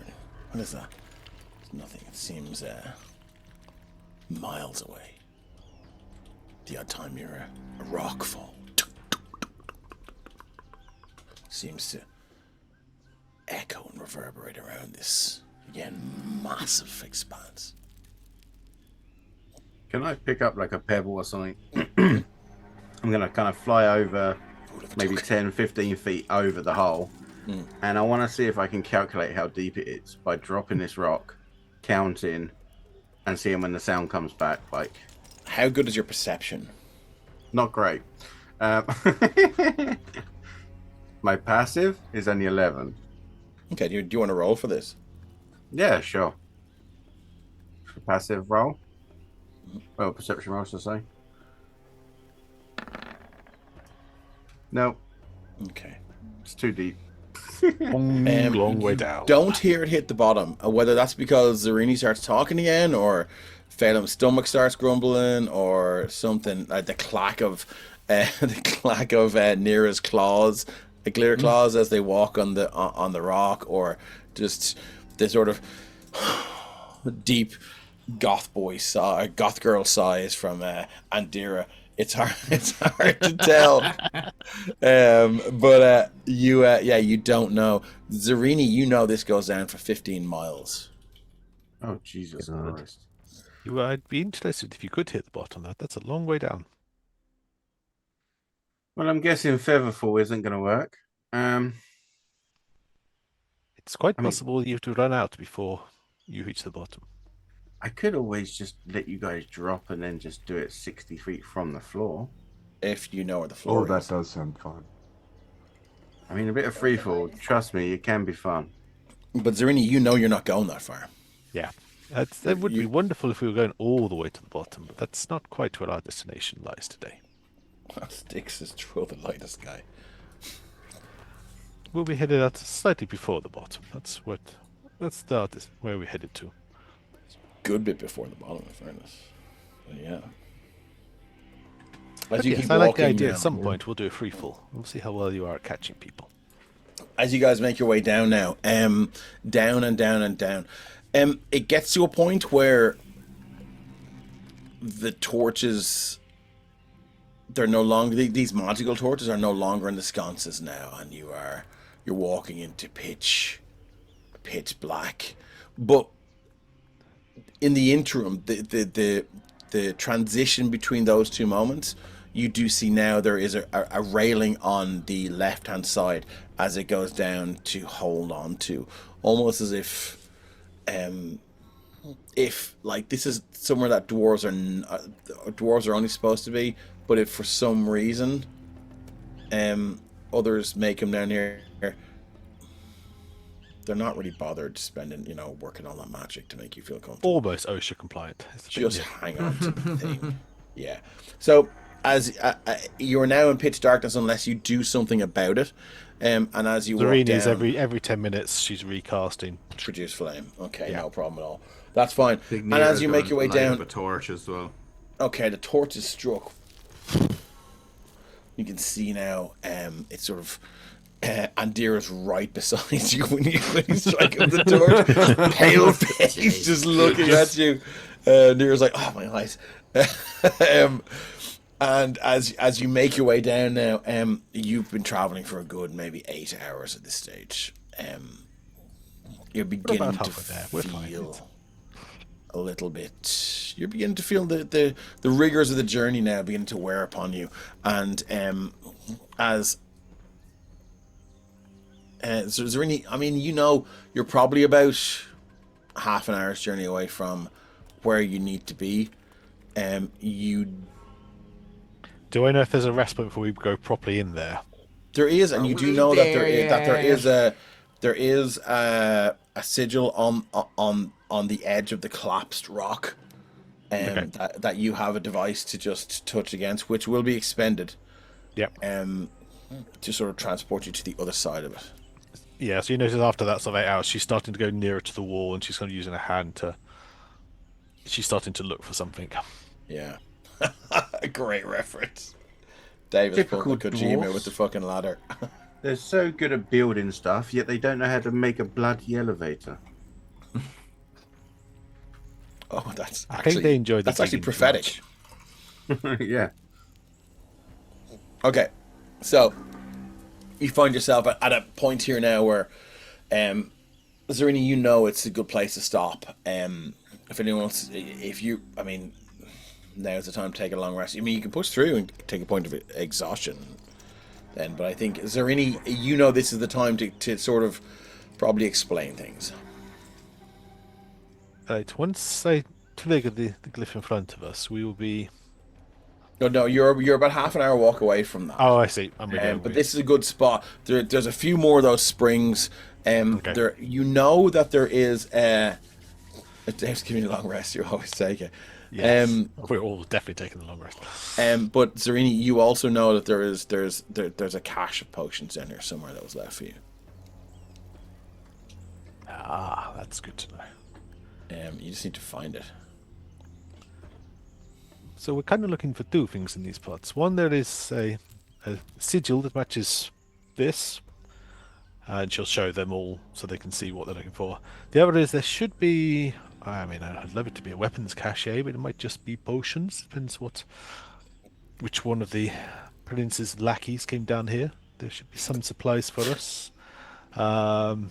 It's quite clear she does not like the prince in any way, shape, or form. Yeah, and you guys notice she's talking about the prince, and she's never once. Well, I think you once mentioned the king, but you've never since mentioned the king. It's always the prince. Let's be honest, all the monarchies in Dave's games are all pricks. So like, that's just a universal. Can you tell I'm not a fan of a monarchy? Yeah. Monarchies and churches, they're all You wankers. can set your watch by me when it comes to those topics in D&D. Zarini. Yes, oh, Captain. Shit, thanks. Fail him, do for now. Captain Phelan got it. Yeah. You're not a dwarf. We established this Yeah. some hours ago. Yes. How did you? Or was I not listening to you? How did you end up here? Hid in this place now, or hid in? Well, here under the tomb of the. Well, it seems like under the tomb of the dwarves. Face of maneuvers. You know, generally. Let's say I arrived on this island. I'm not entirely sure how I arrived on this island, to be fair. But I did encounter some of the denizens pretty much as soon as we arrived, and that was a painful experience. And I was fortunate that the ghouls were in the vicinity and saved me, at least. Right. I nursed back to health, but they charged me with the debt for nursing back into health. Is this the debt we're going to pay off? This is a preemptive debt against the fact you want their help against the shard. So, how long are you here? I haven't seen the sun in months, weeks, I don't know. And I was in- Bit extreme. So did you come in through a portal? That, I believe we did, yes. We were in the Feywild before, we were traveling there. We. Me and my companion, I met her in the Feywild. She did not survive coming back here. And we came through. Sorry to hear that. Yeah. Is That kind of thing anything happens? sorry, is anything that this person has said true, Dave? I'm going to get you to give me insight with disadvantage because you've only met them, and it's hard to tell. You've yet to figure out who they are and what they're about. So 13. 13. Would you? I'm happy to give Rep the floor here and sort of because you know your character better than I do. You can There roll was- secretly. I was actually just pointing about sending a charisma check today of not telling you whether it was Yeah, deception or persuasion. Okay. that's perfect. Sorry, I'm trying to find my sheet. I forgot to reopen it when I loaded it back into that. You can tell I've played with Tom before. Yeah, you're very cynical. I don't understand why. It's just- Yeah, right. not as if that we've ever betrayed each other multiple times in the games in the last few years. On both sides. It Let's be is a fair. running theme to both of us, in fairness, yeah. Yeah. Sorry, my sheet's just That's okay. Take it. frozen on that one. As this is happening, Andira, you're very quiet. What's going on with Andira?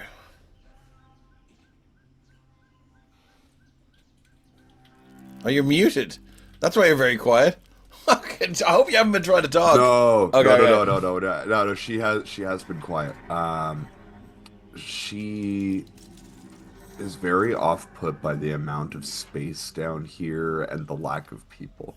Like, even if this is a place that's been around for this long, if they built it this big, you would have thought we would have seen anyone. Really. I think she's very on edge.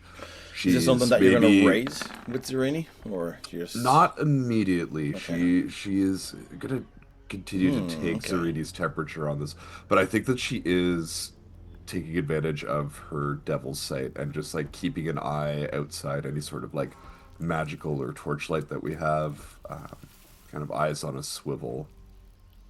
Would I have been rolling that with advantage, or do I need to roll that just? I don't see why you would roll it unless you want to. No, because just saying if he was on disadvantage, so it's me on. Okay, that's fine. No. As far as you can tell, she seems to be telling the truth. Whether or not she's not necessarily telling you the whole truth, it's quite clear she's in her own way being a little cagey. But she's trying to not let you know that she's hiding stuff. Right. Okay. But yeah, as far as you can tell, she seems to be telling the truth. What does Zarini setting up for a long rest look like? Do you have a hammock or something you would roll, or you'd? She'd have a roll. Okay. She'd have that thing. She wouldn't necessarily worry too much. There wouldn't be that whole kind of, I need to wrap up in this and cover in that. This seems very much, she's used to bedding down in the conditions she finds herself. Okay. So and is that what you're doing now? She'll suggest then, she's on the that this is probably, we should probably rest at this point. I imagine it's been a long day for all of you, and there are potential for encounters tomorrow that will be taxing.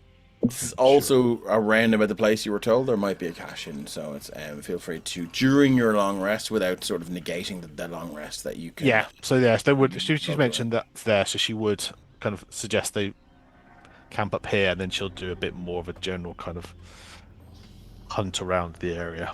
General hunt. Are you asking for people to help you? I mean, she's mentioned it, so she's not going to hide the fact she's doing it. So if who would like welcome to help Zarini search for Andira? Okay. I'm going to need investigation or perception from the both of you. And I need you guys to hit you girls to hit at least a 13 each. I want to do something separately, but obviously we'll do that afterwards, just so you know. I'll go perception, I think, on this one. Oof, it's a 6. Natural 20. An unnatural 20. Yeah. You might need to go back and ask for some help here. Andira, this place is getting to you. You can't help but keep looking up, and there are noises. Shadakai. I'm not sure I got your name. You can call me Andy. Andy. Simple, short. I like it. There are noises here, and you've been in the jungle for quite a while, and you've got that zzz, where the mosquitoes are like right by your ear, and you're like, fucking, you've gotten used to that. But there's a closeness here to the noises. You look around, there's nothing there. Zarini seems used to it. But it's the way like a rock might shift, or thousands of years of pressure of stone on stone might finally release something, and when it would fall and crack down, but the reflections of the sound might just sound terrifyingly close and startlingly close. This is and this is the reason that you're not really putting your heart and soul into finding something that you've never even seen. So it's hard. You don't even know what the fuck Zarini's looking for. So you're like, what does it look like? And Zarini's it's they left something for us. Zarini, I mean, you'll know it when you see it, but you can't describe it. And it's I'm not telling you how to feel, but I mean, I would imagine it could possibly feel frustrating for Andira. Oh, certainly, yeah. Something you want to talk about? Or... Would anyone else like to try and roll a 13 in perception? Sorry, let's go to Phoenix. You had an idea. Yeah, so as part of my background, I have the ability to find food and water wherever we are, kind of thing. So essentially, Phoenix he's having a scout around this like cave, this kind of area, I'm assuming there's going to be things along the lines of bats and things like that. There is nothing alive here. There isn't even algae. So there's no food. Okay. This place has been picked clean on a microscopic level. Oh shit. Okay. Nothing lives here. No insects. Nothing. That's almost as interesting to him as finding stuff. So that's good to know. Would anyone else like to try and roll a 13 on perception to help Zarini find a cache that you need? That will probably help you. Yeah, Nira can give it a go if they're if Okay. other people are having trouble. They're happy to help. I'm going to go to fail next. Try anyway. 13, 15. Eventually, you shift some fallen rocks, Zarini, and you do find, with the help of Nira's There it is. this percent. There it is. You find it's a excellent stuff. It's a wooden case with these mithril bands. Anyone who if anyone would like to make an investigation check on the mithril bands, I need a 10 or more, and they will probably be worth about 8,000 gold pieces. Could I do a magic check to see if they're magical? Certainly can. What's a magic check? Are you gonna just do Arcana? Are you gonna like lick them? I'll get a feel of Arcana to see. Yeah. Do you know? Actually, no. Do you know what I'll do is if Zarini's presenting these to us and stuff, and we're all sitting around, I'll get out my wizard's book and I'll spend the 10 minutes ritually casting detect magic to see if they are genuinely magic or not. Yes, I do have a devil for a mimic too. For the mimics. I gotta stop using mimics. Everyone in chat is fucking calling me on this. There's no magic. There's no magic on the mithril bands around this wooden chest. They're merely like functional to sort of reinforce the structural integrity of this case. But it's as you break the bands here, and it's easily snapped off. The wooden lid opens up, and there are 10 potions of extreme healing. What the fuck are we about to fight? Dream healing. I mean, I should. That's two each, potions, right? Two potions of extreme healing each. That'd be supreme under there. Sorry, supreme. Sorry, extreme. Over the table. What's the potion? Sorry, I should. Extreme Yeah, healing. that was more than Supreme words. healing. So yeah, it's supreme healing. Two potions of she got it. 2 potions of supreme healing each.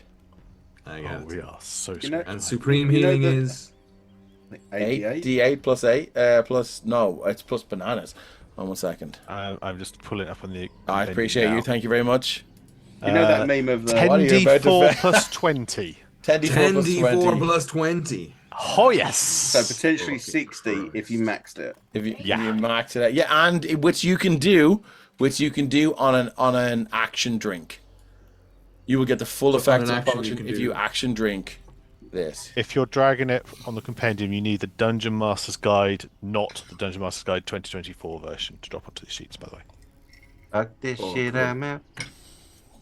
So if you just type in, if you go to the 3 books and type in Supreme, And then you scroll can just down to drag and items. drop.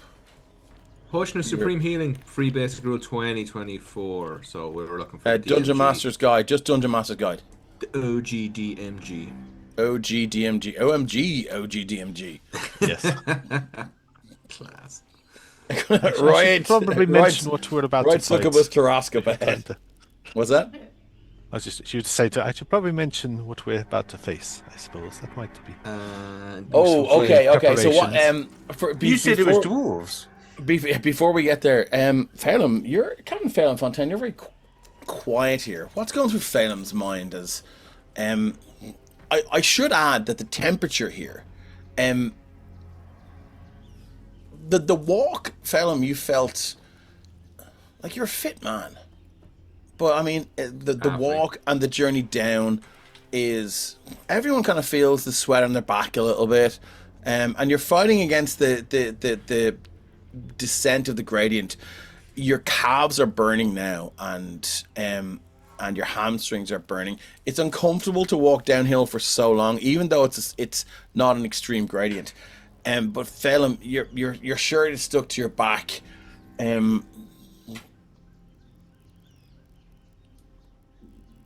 What's going through your mind? Going through Phelim's mind is just the immense permanence of the place. I mean, his background is mostly nomadic, impermanent, people dying all around him. And he's just really the size and scale and real perfection of this place having been carved out, and how long it would have taken generations and generations. He's assuming, I know people, whatever, dwarves live for however long, but he just can't grasp it, and it's almost dizzying in not a physical sense but a mental sense. Is this the first time Phelim has ever felt small? Yes, actually. Yeah, that's a very good question. How's that sitting with you? Because you've looked up to most of the people you've reduced to corpses. And You're a fighter, you're a warrior, you've never felt small. What does feeling small feel like now? And is it a physical thing, or is it an existential thing? I think it's mostly existential, but he can feel it almost growing, ironically, growing inside him, that alien sense. Just, it's alien to him. He doesn't know what it is. He doesn't fully recognize it in that moment, but it's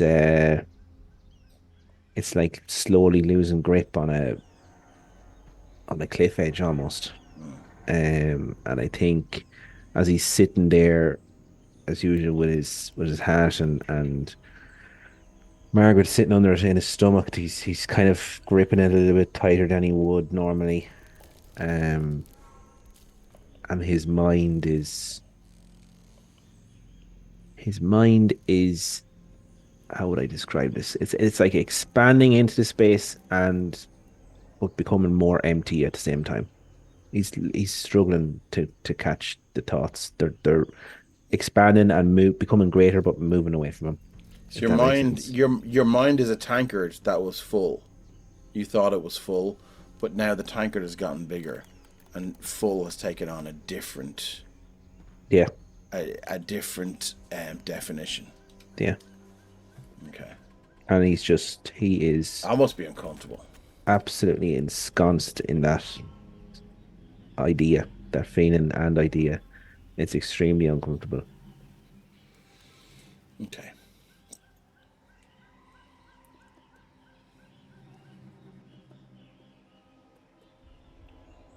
You hear the clink of bottles as Zarini and Nera come back with this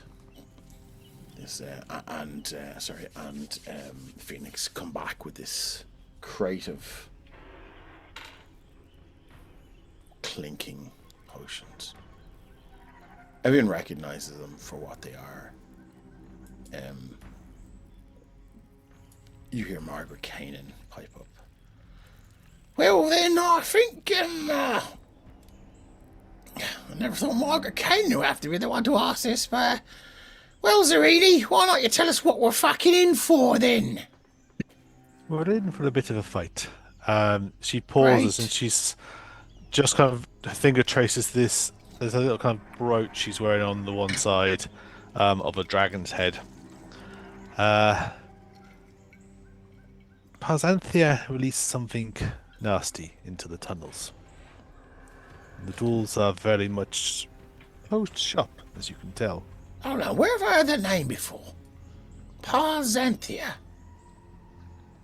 Is that one of the statues of the party? It is. The adventuring party. That You've got it. Now you've got it. That's one of the son of the Graven kings. Apprentices. Fuck's sakes. You've Clean heard up their of fucking this messes all person over the before? gaff. I suppose you are the Guardians. You are aware of many things on this island. So, The Guardians? Who, us? Guardians of only got Garthas. He here. said it earlier. I loved it. I'd get a t-shirt if I could wear one, but I might get a hanky embroidered on it. Nothing Crap for the them glass clip. ball. Guardians Shut of up, Garthas. you. What? Get you a bag. All right, sorry. Did someone just threaten Margaret? Yes. I just told her to shut up because I couldn't hear. Phoenix, behave. You tell her to behave. But she knows. She's not. Listen, she's stuck in a glass orb. Just give her a little. Anyway, I think we're getting a little off topic here. What the fuck has after been released in here? What the fuck do we have to kill? I mean, I've not seen this thing myself, but I believe it was referred to as a cave dragon. Cave dragon. Say what? Sorry, I didn't mean to speak. Well, I've been allowed to by my eminent leader, Phoenix Valley. So I'm detecting there's a backstory between these two. I don't understand. Yeah, the ball's just got a gob on her. It's a long backstory that doesn't add anything to what the fuck's going on here. When you say I say it's a cave while since you've been dragon, gobbing your balls, don't it? can you put her back I under like the her. hat? She's very spirited. It's very good. She is, yes. I'm enjoying her humor. I'm going to Margaret choke a just- dragon with her in a minute. Oh, is that what the purpose is? You put it down the gullet of large monsters. No, it doesn't go through the gullet. It goes through the other side. Ooh. You mean Oh, business then? when you Margaretkainen do is a these way of things? surviving. Anyway, cave dragon. Right, where is he? Oh, roll Margaretkainen in there. I'll take care of it. I like this band a lot. I'm pretty much happy with this. A little ways down, another sort of half hour or so down that way, that symbol I showed earlier, it opens to a barrier. Barrier. Some of the wizards are currently maintaining a force barrier in a particular area, although they have not got much longer before they run out of, I don't know how arcane power and arcane energy. Oh, Will it is? wizards! I don't know. Oh, I'm all powerful until I get tired. Or put into a crystal ball. Definitely going to work this out later. But yes, That was that's mean. essentially we deal with that dragon. The ghouls are able to re-access their forges or whatever you need to deal with the shard. Phelan, would you run me over across the wall there for a second? Yeah. I'm And I gonna just roll. You can kind of roll it. Ah! Now old Margaretkainen understands these walls are lined with mithril. Is that good? Is that Red, bad? well, cave dragons can burrow through rocks, can't they? Do you know about cave dragons as well? Old Margaretkainen knows a lot about them. But all of a sudden, now our opinion. Oh, now my opinion's valuable. Now we want to hear I was Margaretkainen interested in talking. hearing your things. I want to hear about the cave dragons. So if anyone has information about the cave dragons and doesn't interrupt other people talking about the cave dragons, that'd be fucking great. You know, all right then. I'll hold on. Sorry, Mary, Margaretkainen. Well, if you have information about the cave dragons, release it. Don't be stopping other people from talking Use the about the word cave please dragons. to her. You're being Release very me. Release shouty. me. Release me, I will. No problem. Right, I tell you something. My memory's a little bit scratchy. I'll do my best. I think the worst thing about them, they've got control of the darkness. They can smother you in magical darkness that they can see through because they're blind. They've got a blind sight. And they can climb up and down the walls. Wings have not been used in a long time. One of the only types of dragons that don't fly. They burrow. But it seems some of the walls in this area are lined with mithril. Which a cave dragon can't burrow through. So it looks like the dwarves They're well trapped. Well trapped. Till they fall asleep. Exactly. No. You see, some of the walls are lined with mithril, but the ways in and out, that's what's the force cage that you described. That's what they're maintaining. So we get in, we take him out. Serene, does it have any minions? Did they mention minions to Serini when they were talking about this? I'm guessing they didn't, but They did not. Minions. Oh God, there's Nira. nothing else. They only mentioned about a cave troll, cave dragon. Sorry, different franchise. Sorry. Anyone I will says say is, Balrog, I'm walking out of here. Watch out for its poison breath. Once it exhales its poison breath. I don't suppose the wizard has any Well, it's protection. poison breath. It will kill you. Won't kill old Margaretkainen now, because I don't have to breathe. You're a very useful orb to have around. Well, listen, I was married to Mordenkainen, and I still don't know who that person is. he's a very legendary. How do you not know him? He's a very legendary wizard and a pretty good dancer. Well, that's always important. Yep. Oh, the things he could do with a mage hand. And yet you I don't love like the him. commentary on the back. Anyway, that's all I know. That's still more than we knew 30 That seconds was ago. There you go. incredibly a large amount of information and very useful, Margaret. Thank you very kindly. And Margaretkainen knows a lot of shit, innit? When you're not rude to her, Phoenix.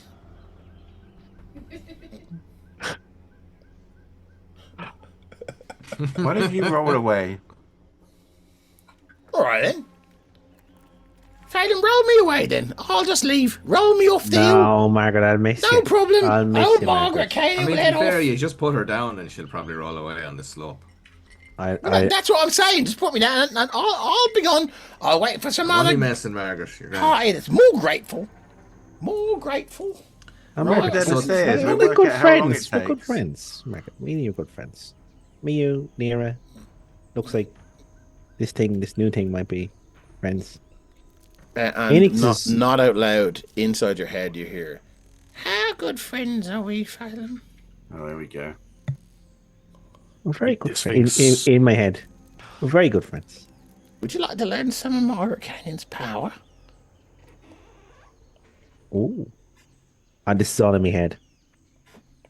Shitty cantrip. You're going to teach me something? Well, Like magic. Here's the thing. I could imbue you with some of Margaretkainen's powers, but it'd be kind of 50-50 whether they worked on the enemy or whether they work on you. Kind of an ale. What was that ancient lich called? Mary. It'd be kind of a Hail Mary, right? So One of my favourite moves, yeah.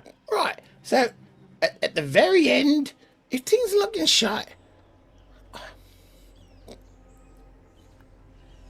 We could call it a Hail Margaret. Hail Margaret, I love it. But, right. So I tell you what I can give to you is a very powerful spell. You ever heard of a fireball? I've heard of them. Have you ever I've seen seen them in one? action. You have? I've been close to being hit by them a few times in the past. Right then. So, what I can do to you? I can allow you. This is a one-off now. You have to spend some time with me tonight and attune to me. Winer, diner. Absolutely. We've never attuned to each other. Sorry, you've never attuned to me, Phelan. Fade to black. Boot scene. You've never attuned to me, Phelan. If you attune to me Pedal.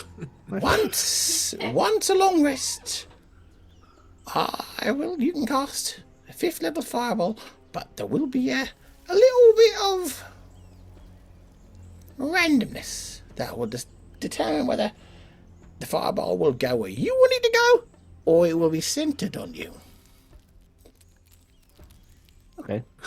I mean, So it's up to you if you want it. You want it. I mean, Be up to you if yeah. you want to access my powers and my prowess. Kids Well, I talk think- now. All right. it's always been a bit of a dream of mine to have a bit of magic, and I think it's always good to have a backup plan, even if it's 50-50 is pretty good odds. In my Yes, I mean, experience. yep, it's It's like 50-50 is great odds. 50% chance it works. So that's So more what than- I need you to do is when it's time for Betty Bites, you just snuggle up with old Margaretkainen and you just say, Margaret, Margaret, I give myself to you. Margaret, Margaret, I'd like to cast spells too. Margaret. I give myself to you. Don't repeat it out loud. Margaret, I like to Like cast spells That too. spells too. Did you just say? That's all you have. That's all you got to do. Don't say it out loud because the rest of them will hear. We keep this our secret. Yeah, Phoenix would be. And again, this is all in my head. So I was like, Phoenix would be giving it. He's jealous. He'd be jealous of me. He'd be jealous of you. 'cause you're Oh, smaller than Phoenix! him.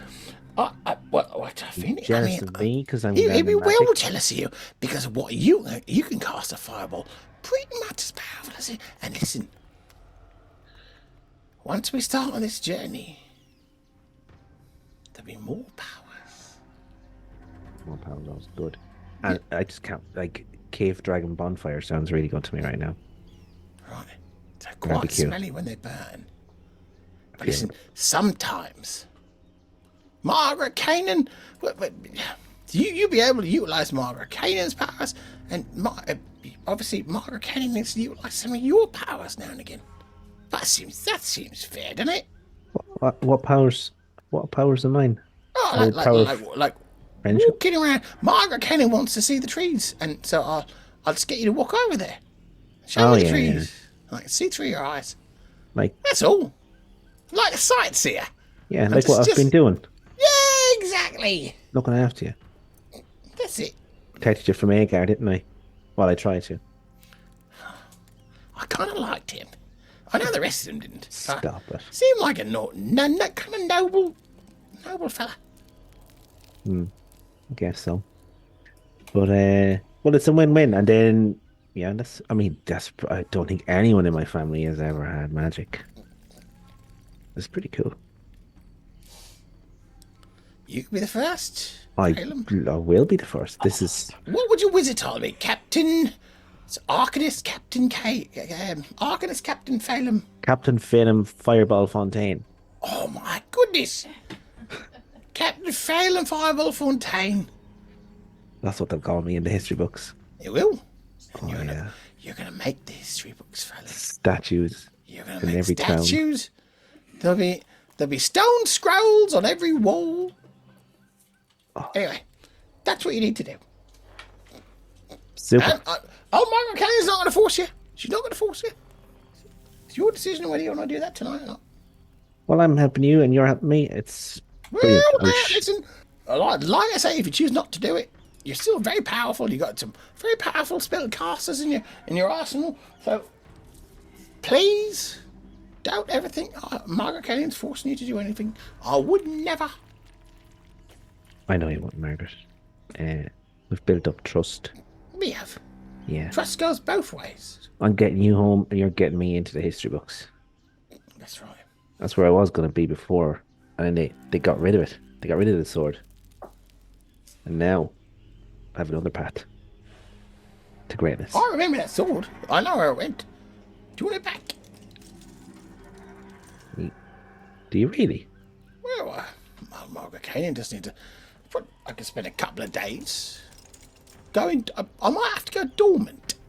Yeah. No, don't do that now, anyways. No, not now. But after this, I could go dormant for a couple of days. Go and find it for you because I was on your person while he was on your person. So Margaretkainen might have a little connection to that. Yeah. Find it for you. That's definitely something for the future. Yeah, we talk about it when we kill the cave dragon. Definitely. Right, let's get snuggled down. Come here, Henry. Do you know if you eat the liver of a cave dragon, it's got very rejuvenating and empowering effects. The liver. The whole liver. Yes. Yeah. Take about like, well, depending on how hungry you are. If you eat the liver. Could be a nice stew for everyone. Well, now I'm just saying, you're failing me, so liver. Oh, all right. It could increase your power. What? Oh. Don't tell the rest of them. Anyway. I like to imagine all this time he's just sat there staring. Looking at things. Right. Everyone's around and going. What are the rest of you doing? Hail him! It's not so. that he's gone again. I don't know what the fuck's Okay, so we're hitting a long rest. Is that right? I think so. Yes. Yeah, Okay, and cool. I think putting together, we've gotten huge quantities of info about this here dragon. So, yeah, trying to come up with some sort of battle plans, some sort of ideas about what we can What do. are they? Don't die. We haven't made any kind of So how are you going to counter the darkness, the magical darkness that it's Flame burns for a reportedly? while. What's that? Flame burns for a while. Okay, it's magical darkness, so that will. I mean, I can see through magical darkness, which I mean is really only helpful to me, but that's something. At least warn us when it's coming Absolutely. from, or quickest way to get out of that darkness. I presume that it has a limit to how far out it can go. 120 feet or so.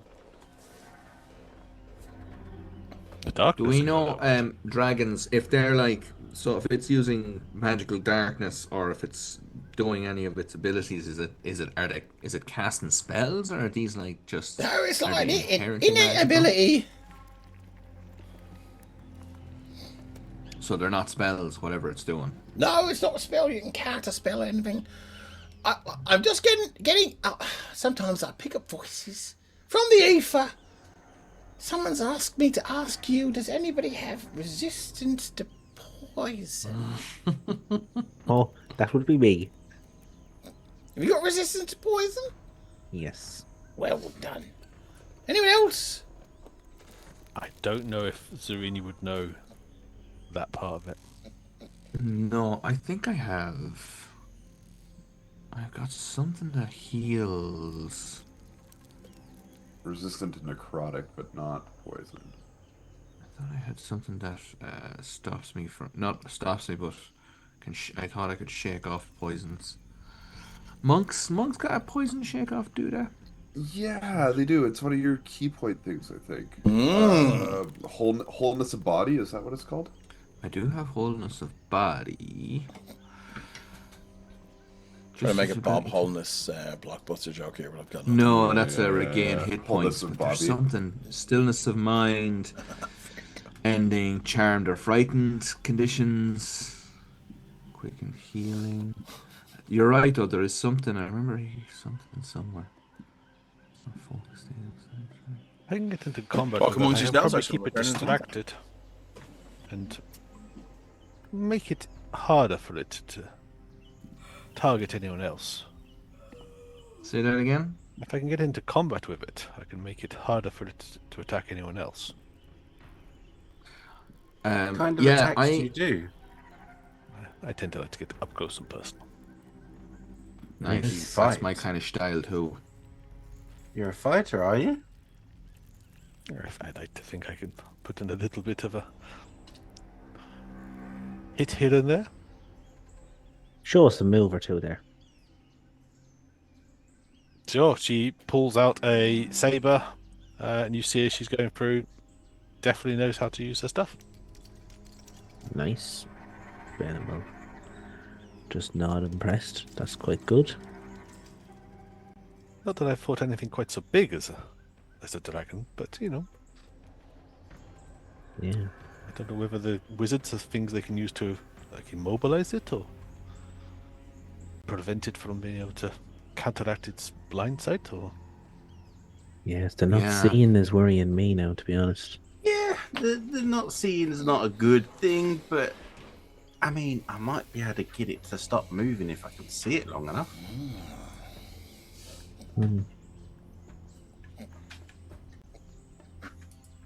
Yeah.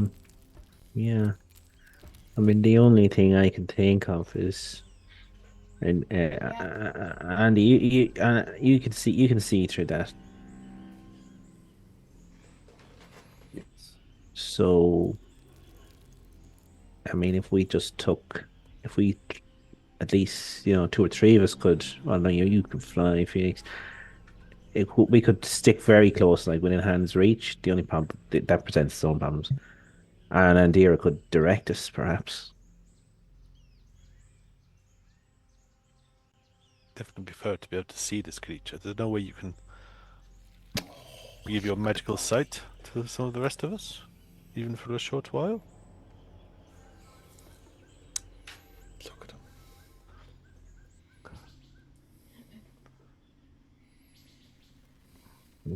Or at the very least, if it's immobilized, at least we know where to find it, even if we're blind. Yeah, I mean, I can do. You've seen Nira do stunning strike before, where they can I get have in. not. Not you, sorry, the rest of the gang. So yeah, Nira's like, yeah, I can. If I can get in close and get like, I like a bit more like yourself, paw to hand combat.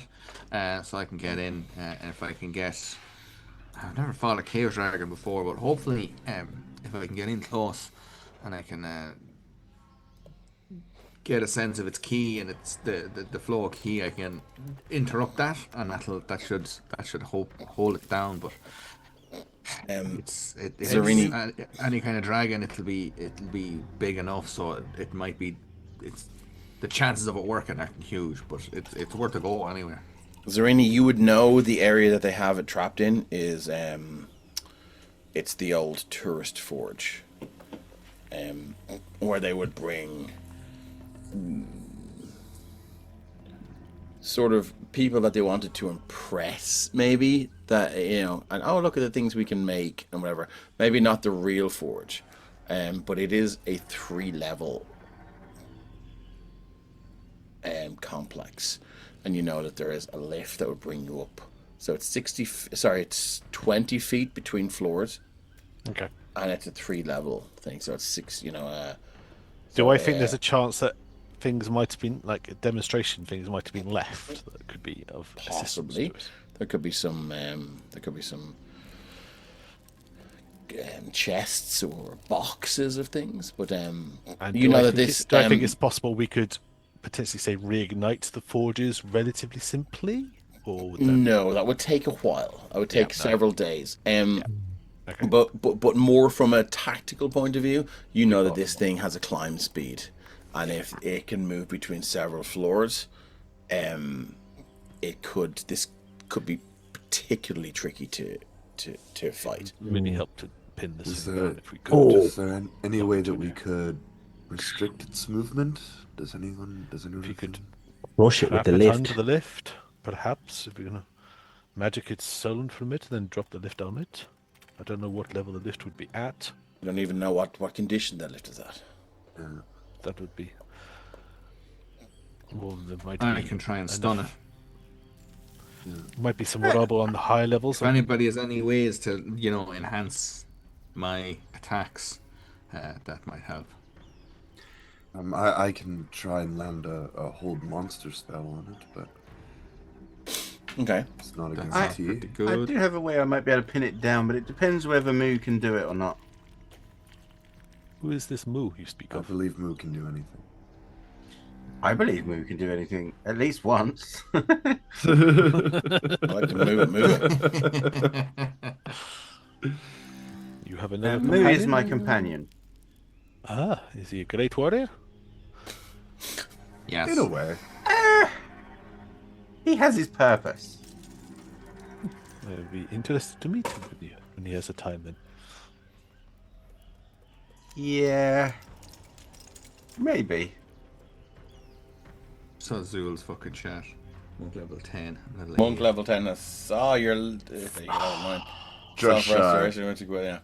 Margaretkainen pipes up and he goes, well, if You want to get your rest in? Probably now's the time to get your rest in, because it sounds like you're up against it. In it, darlings? You know what they say, Margaret? Plans are useless, but planning is essential. Fail to prepare. Prepare to fail. Prepare to fail him. Well, Dave, you've can I been ask you a reading my question? notes. Yeah, M heart F is written a lot. I don't know what that's about. Can I ask you, Dave? I think I asked this last one. I can't remember what the answer was. Before Kethra disappeared, did I or was I able to get the uncursed dagger of returning back off her? Yeah. Yes, Or you did. did she leave that behind? No, you got the. You did. You did. Before she died, because I know we swapped them. Yes, you did. You have the uncursed dagger returning. I have a regular old dagger of returning. Nice. So, sorry. So what's the story? Are we going for a long rest, or is there? Turns out Margaretkainen's actually the DM. Oh my god! That's no, just she's Dave's real piloting voice. Dave. Yeah, normally hear of darling. Dave is the fake. So what are we doing? Are we going for a long rest here? Yes. Yeah. Okay, Very, cool. yeah. So as you bed down in this area now, Andira, sleep or meditation comes not easily to you. Anyone else that wants to drop off can? Is there any? This. I mean, it's high. It's 99% unnecessary for watches to be kept. If you want to, you can. But it's up to you guys. Are we taking watches or are we not?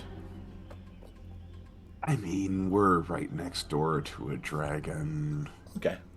Yeah. In a haunted I'll, fucking dwarven tomb, I think. Yeah, it'd I'll be, take the first foolish watch. not to. Okay, the first watch. I'll take the first watch.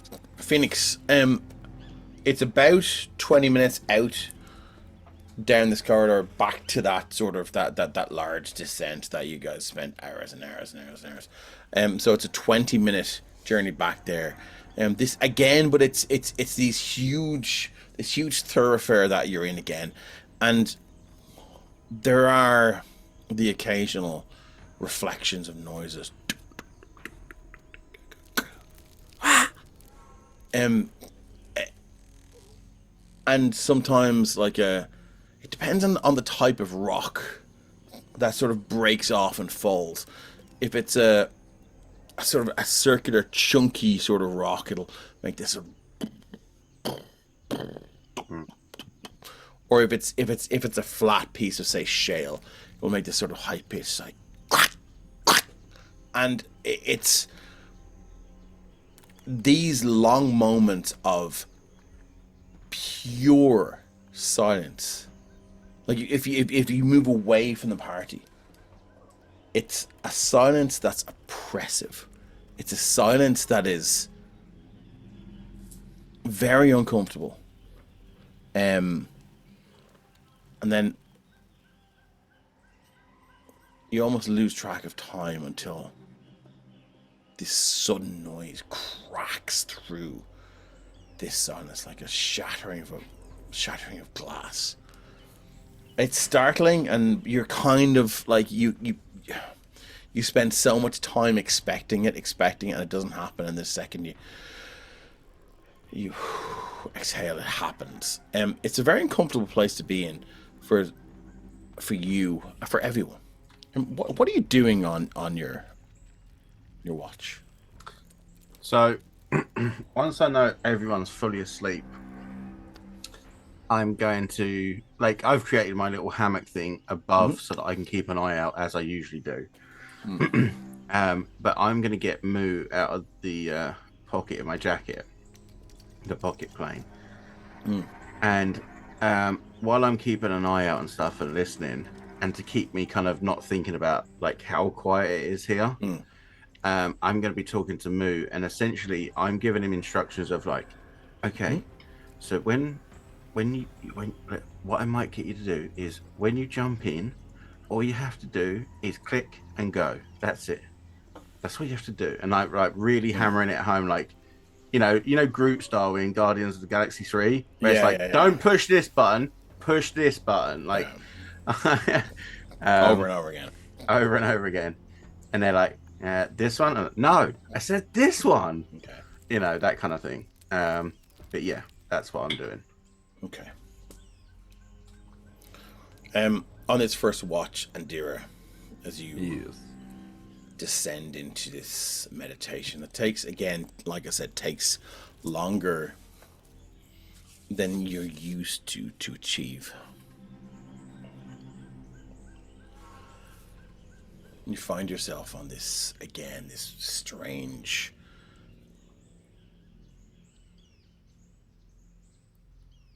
nothing plane. Again, almost like this long, infinite chessboard, black and white, stretches for infinity. You stand there, and an inch above your head, there is another one again. You feel as you are in this constricting expanse. You hear the voice again. Yeah, I'm already looking around for her. She's not there, it's just the voice. And you hear, you act like time is on your side. You dally. You tarry. You wait. Time is not on your side. I am.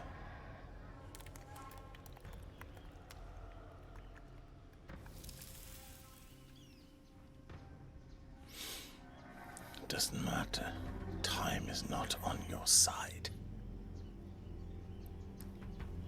Things are in play now. Don't dally. Don't tarry. This must be destroyed. This thing you're doing must end. And it will. You are on your own chessboard. I am now on mine. There are things in play now. An hourglass has been turned. Something stirs deep in the hills. Something stirs deep in the abyss. That will challenge us all.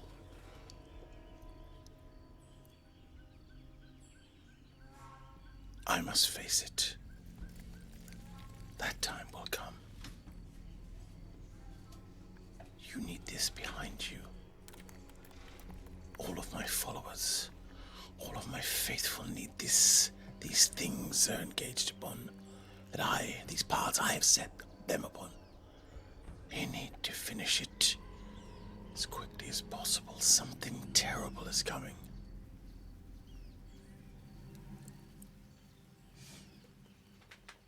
Understand. And You don't understand. It's beyond your understanding. It is the birth of ruin.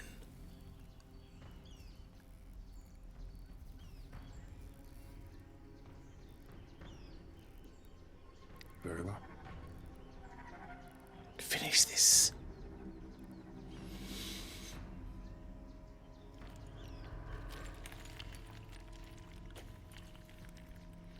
Can I get a wisdom saving throw from Andira, please? Oh, Jesus. DC 22. Oh, Jesus.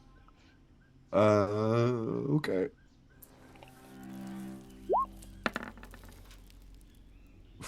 Yeah, that's a 9. As she says the birth of ruin, you hear, you called. Andira, you feel 5 fingers. 4 fingers and a thumb, obviously a hand. But very small. The hand of an infant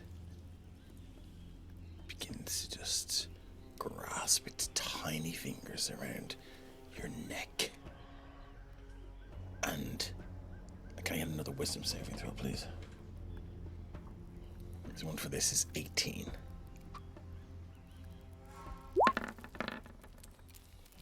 That's an 8. 8. You feel your very life essence be siphoned out through the back of your neck. And then you see this flash of black light. Begone!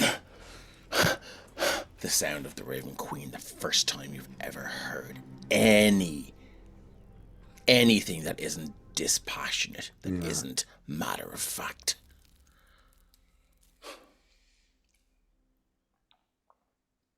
And that in and of itself is terrifying. You will get the benefits of a long rest, but there will be. I need you to roll a d6 when we complete the long rest, and there will be the first amount of rolls without doing like spurious perception checks would be a disadvantage. Okay. Be they whatever else. So you wake up in a cold sweat. And Phoenix, you're sitting there, and it almost startles the shit out of you. You just get this funny look from both me and Moo as we just look at you like, the fuck is wrong with you? Nothing. Everything's fine. I'm sorry, I didn't mean to startle you. Well, either go back to sleep or take over. No, I'll take over. I won't find much more rest tonight. Okay. I just open my jacket. Moo jumps in. I lay down. Just start snoring almost straight away. Yeah, just on a drop. Yeah. Because I'm a fairy, it's not like that kind of like. It's more like a. Yeah. Did the wings flutter as the snow There's comes the odd out? twitch, like At the toes? Yeah, love it. Next up, Phelan. What's your passive perception? Sorry, not Phelan. Phoenix, you're gone to sleep, and Dira, you're up. Okay. Let's move to Phelan. Phelan, are you? Phelan is. Are you repeating the words over and over again? Slipping Margaret in under his shirt, and there's just a slight squeak of glass on sweat as he kind of curls up around her, kind of just under one of his man boobs, close to the heart, and he hunches over, his lips almost touching her through the shirt, and says, Margaret, I give myself to you, Margaret, so I can cast spells too. Over and over again, you repeat that mantra. Well played, sir. Well played, Keith. Over and over, you repeat that mantra. Margaret, I give myself to you, Margaret, so I can cast spells too. And you feel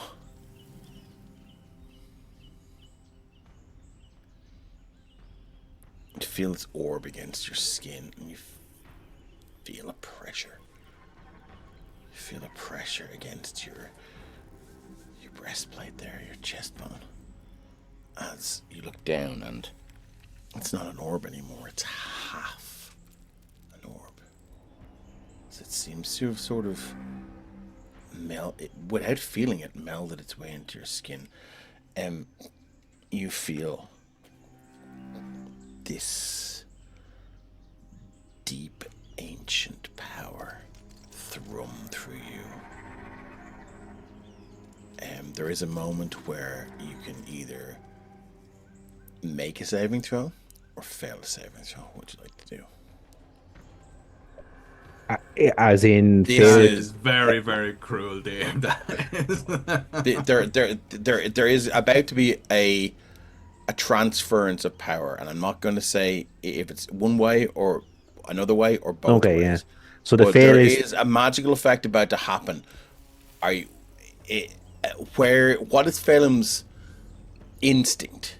Is it to resist or is it to allow this to happen?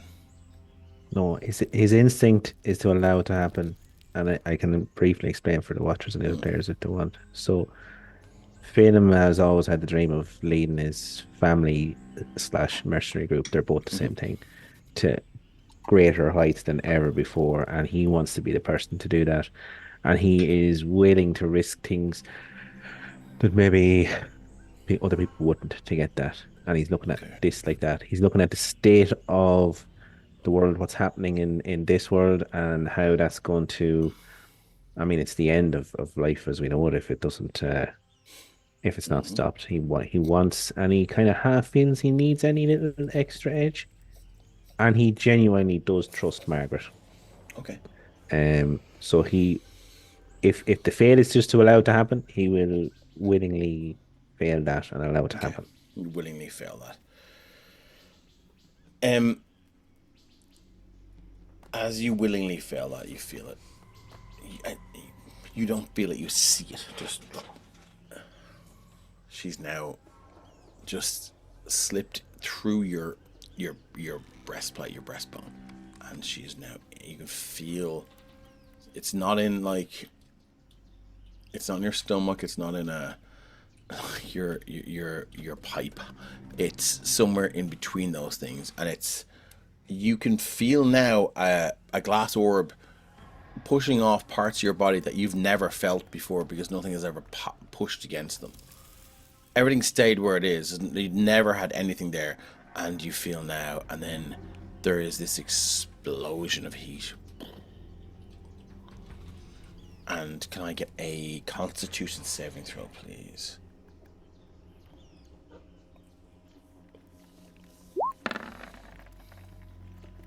$16. That's enough. You don't take any damage from this, but you do begin to hacking, sort of experience this hacking cough, and who's keeping watch? Andira? Yeah. You see Phelim.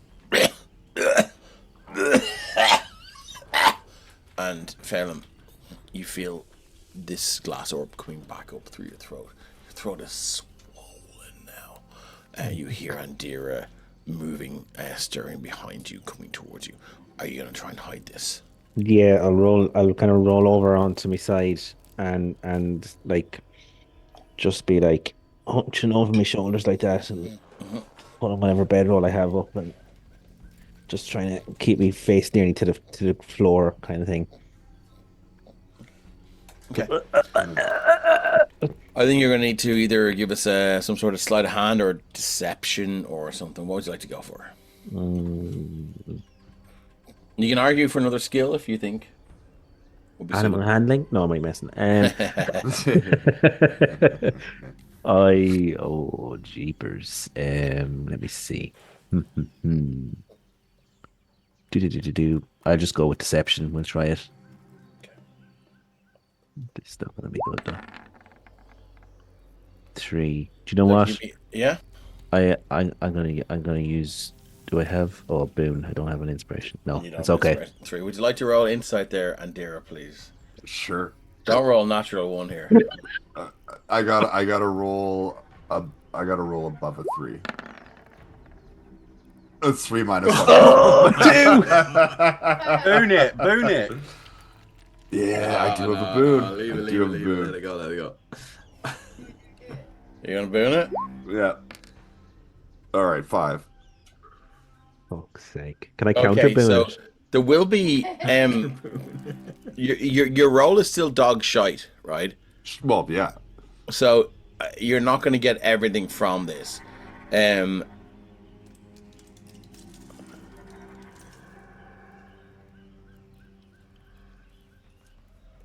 is curled up with Margaretkainen and he seems to be coughing heavily. How am I going to do this? Because of what's happening here, Phelan, are you trying to express Margaretkainen or expel her like from your body as quick as possible? It feels like she's coming up my throat. She's coming up your throat. Yeah. Yeah. I mean, I'll probably be hunched over and I'll be like trying to shove her up my neck. Okay, so let's get a Constitution saving throw here, right? Before you roll, the DC for this is 14. If you fail it, she will shatter your teeth on the way out. Oh wow, okay. We'll use a boon then if I need to, but a pretty good Constitution. Oof. 23. Okay, yeah, you managed to get her out. But Andira, as you walk by, you can see now almost you see Margaretkainen pop out of Phelan's mouth, but she's covered in blood and viscera. I'm gonna pick her up and just like already just this. No, like she's in Phelan's hand. Oh, Like, okay. So she's come out of Phelan's mouth into his hand, covered in blood and viscera. Yeah, I'm taking her away from him. No, you're not. I'm gonna try. I will say I I will like move my shoulder to block your hand or something like that. I'm gonna try and push past him and pick up Margaret. Okay, so we're going to do contested athletics versus or athletics or acrobatics against athletics or acrobatics. You like you can choose whatever you're better Love it at. against the wall. Fucking break the bitch. Athletics 13, Phelan was I'm gonna use a acrobatics boon. 50. Okay, you're going to use a boon. So like Oh Jesus! Boons. 18 So- in total. 18 in total. I'll try to land Doesn't it. matter. Okay, grand. So Phelan just like almost like sort of ninja rolls out of the way and like does this sort of double tuck and roll and he stands up now, clutching Margaretkainen. What have you done? What? What do you mean? What have I done? She's talking to Margaret. Answer. Phelan, what happened? What just I watched. Why was she in your mouth? Why she what? Can I like see like his teeth aren't broken or anything, but like They're not broken, but I mean like you can see like he needs to reset his jaw. He can't. I'm not sure. He can't. Yeah. It's fine. can I use We're athletics just to trying- pop we're his just jaw trying out back in? some- Kind of Something new. shoves it back in, and there's an audible click. Well, you promise not to laugh. I'm very far from laughing right now. No, it's well, you're not the laughing type. But you've heard of Gobstoppers, haven't you? Yeah. Yes. Yeah. Of I used course. to get them at the festivals, and I used to love seeing who could get the biggest one in their mouth. And I was telling Margaret about this, and she said, "I bet you can't fit me in your mouth." And I said, "Bet you I can." Deer doesn't believe any of this. Well, we're gonna need persuasion versus deception. Yeah. Okay. Okay, I'm gonna say in advance I'm gonna use a boon. I'm not sure what TMJ is. That's a Sergio. 26. Oh fuck you! I said I'd use Okay. Tell me the truth. Apologies. 14. That's a 26. So hold on. Phelan got 26. No, I No, got- Deer got 26. Okay. No, sorry. It was so I needed persuasion against deception. Yes. Sorry. Yeah. Cool. Perfect. Yeah. Cool. Go for it. That was 26 persuasion. and Okay. a 14 deception. So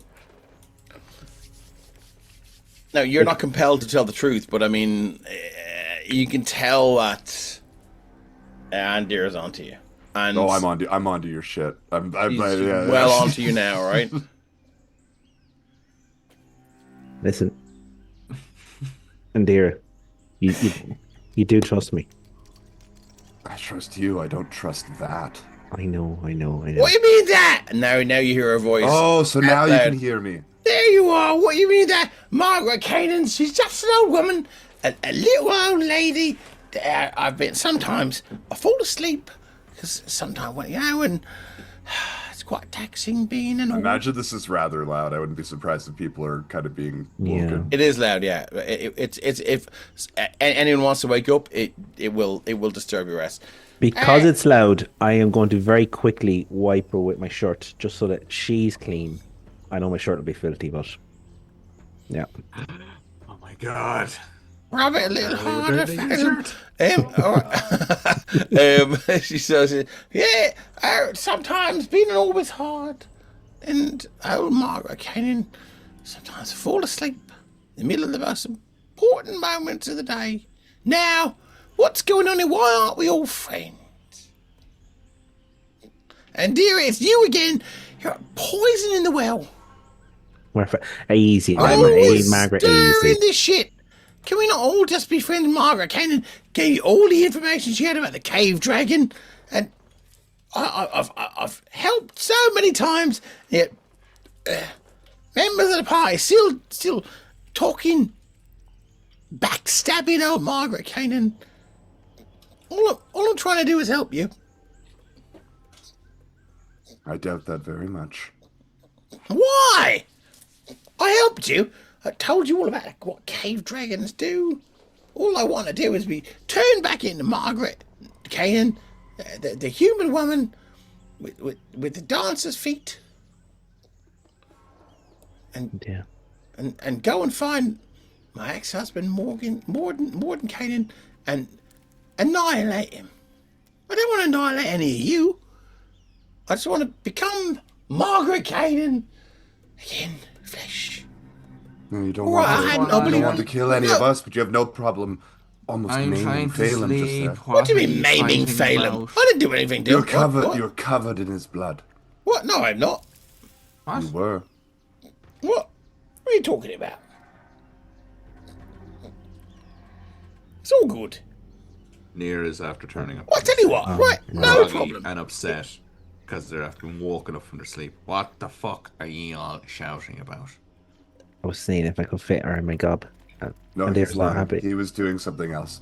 I was keeping watch. I heard him coughing. He was straining. He could barely breathe. And then I saw him spit Margaret out. Margaret was covered in his blood. Look, the blood's on his shirt now. You dirtied your shirt. Your good shirt. I know they're all good shirts, but the Why were you shoving Margaret inside yourself? Oh, Margaret can't shove it. I can't shove Phelan inside Margaret. So this is No. all. Why is either you want to insert yourself into the other one? Is this some sort of a weird...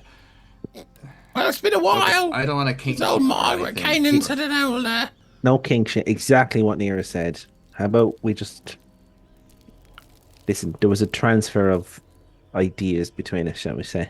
What? A frisson of ideas. A frisson of ideas. What did she give you? And what did it cost you? What are you talking about? Margaretkainen gave you information. What were didn't you it? saying there a minute ago, Margaret, about becoming a human again? That's all I want. Is become Margaretkainen again. How Get out. does What? you going inside of Phelan get you human again? What? It doesn't. Why were you talking about it? What? I wasn't. Phelan was talking about it. Well, I just walked over and you were going on a big speech about how all you want is to become human again. Why Yeah, is I that want to got become anything human do with again. what's So going I go on and here? find Mordenkainen and kill his asshole. Dead. Because he turned Are me you into a trying to glass take up. over Phelan's body? No, Nira, listen. You have a listen. Just sit down for a second. Are you- Calm down, and listen to me. Ollie, it's just and Felix. Margaret, you should go back to Margaret, sleep. you let You should- Margaret answer just very quickly. Margaret, are you or are you not attempting to take over Phelan's body? I am not. Is she lying? Would you like to make an insight check? anybody got You guys have been with Margaretkainen for a while. If Zarini wants to make an insight check, it'll be a disadvantage. The rest of you can make an She's insight just check. going, what the... I don't trust her Yeah. at all. I've never have, so. It's a 16. Oh, damn. And that one, she definitely does. 22. She wants to take over his body. 22. Nira, you know she does. She does not want to take over his body. She But does. Phoenix, no, she doesn't. With a 22, she doesn't. Phoenix with a nat 1, she does. That scamming bitch. What are you talking about? That's awful. I'm doing my language, best mate. to help the party. The what are we called? The Guardians of Garthas. You're not. You're the only one who's calling us that, by the way. What? No, That's it's good, Nando. No, it was That- Zarini that it is said it. good, but It was Zarini that said it. I just latched onto it. Kind of like Fabian's latched onto me. Well, listen, if you're going to insert yourselves into each other or whatever I you're don't doing, insert my. just Margaretkainen doesn't have any use appendages. protection, Phelim, use some sort of a lubrication so it doesn't take your teeth out on the way out. I'm going back to bed. Please keep it down. And near Right, turns so- around and walks off. Yeah. You know, Phoenix, I don't ask you where you go when you disappear into a portal.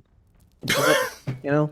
And Indira, you zone That's out because so I know what I'm often. doing. I don't You ask have no questions. idea what you're doing with this thing. You don't know that. I find that insulting. I'm not a thing. I- I'm a woman.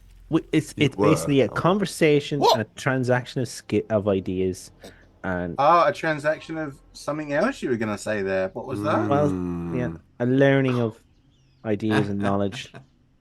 Okay. And what knowledge has she bestowed upon you? You know what, Felix? I'm not going to tell you unless your manners towards Margaret improves. But that ain't going to happen. Well, then I'm not going to tell you. The first shot I get, I'm putting her at the top of a mountain and leaving her there. Well, that's going to be hard, but that's Someone else will find me. I don't care if it's someone else, as long as it's not one of us. Oh well, if you leave old Margaretkainen on top of a mountain, and with the presumption that she'll stay there for several years by herself, isolation, top of a mountain, snow, hail, wind, rain, all the rest of it. The Yes, next please. person that finds me, you go up to first on the list. I'm so scared. Nah. Well, Mordenkainen's first on the list. Maybe tomorrow we'll see if you can be disintegrated by the belly of a dragon. Like a lot more than that to kill Margaretkainen. Phoenix. You can either get on the Margaret training, or you can stay on the platform. That was weak. I'm I'll not happily very stay proud on of the that one. platform. I'm not better that than that. strong, but you've I got am weak better at than the that. I end. apologise. Your best work, Margaret. You are not.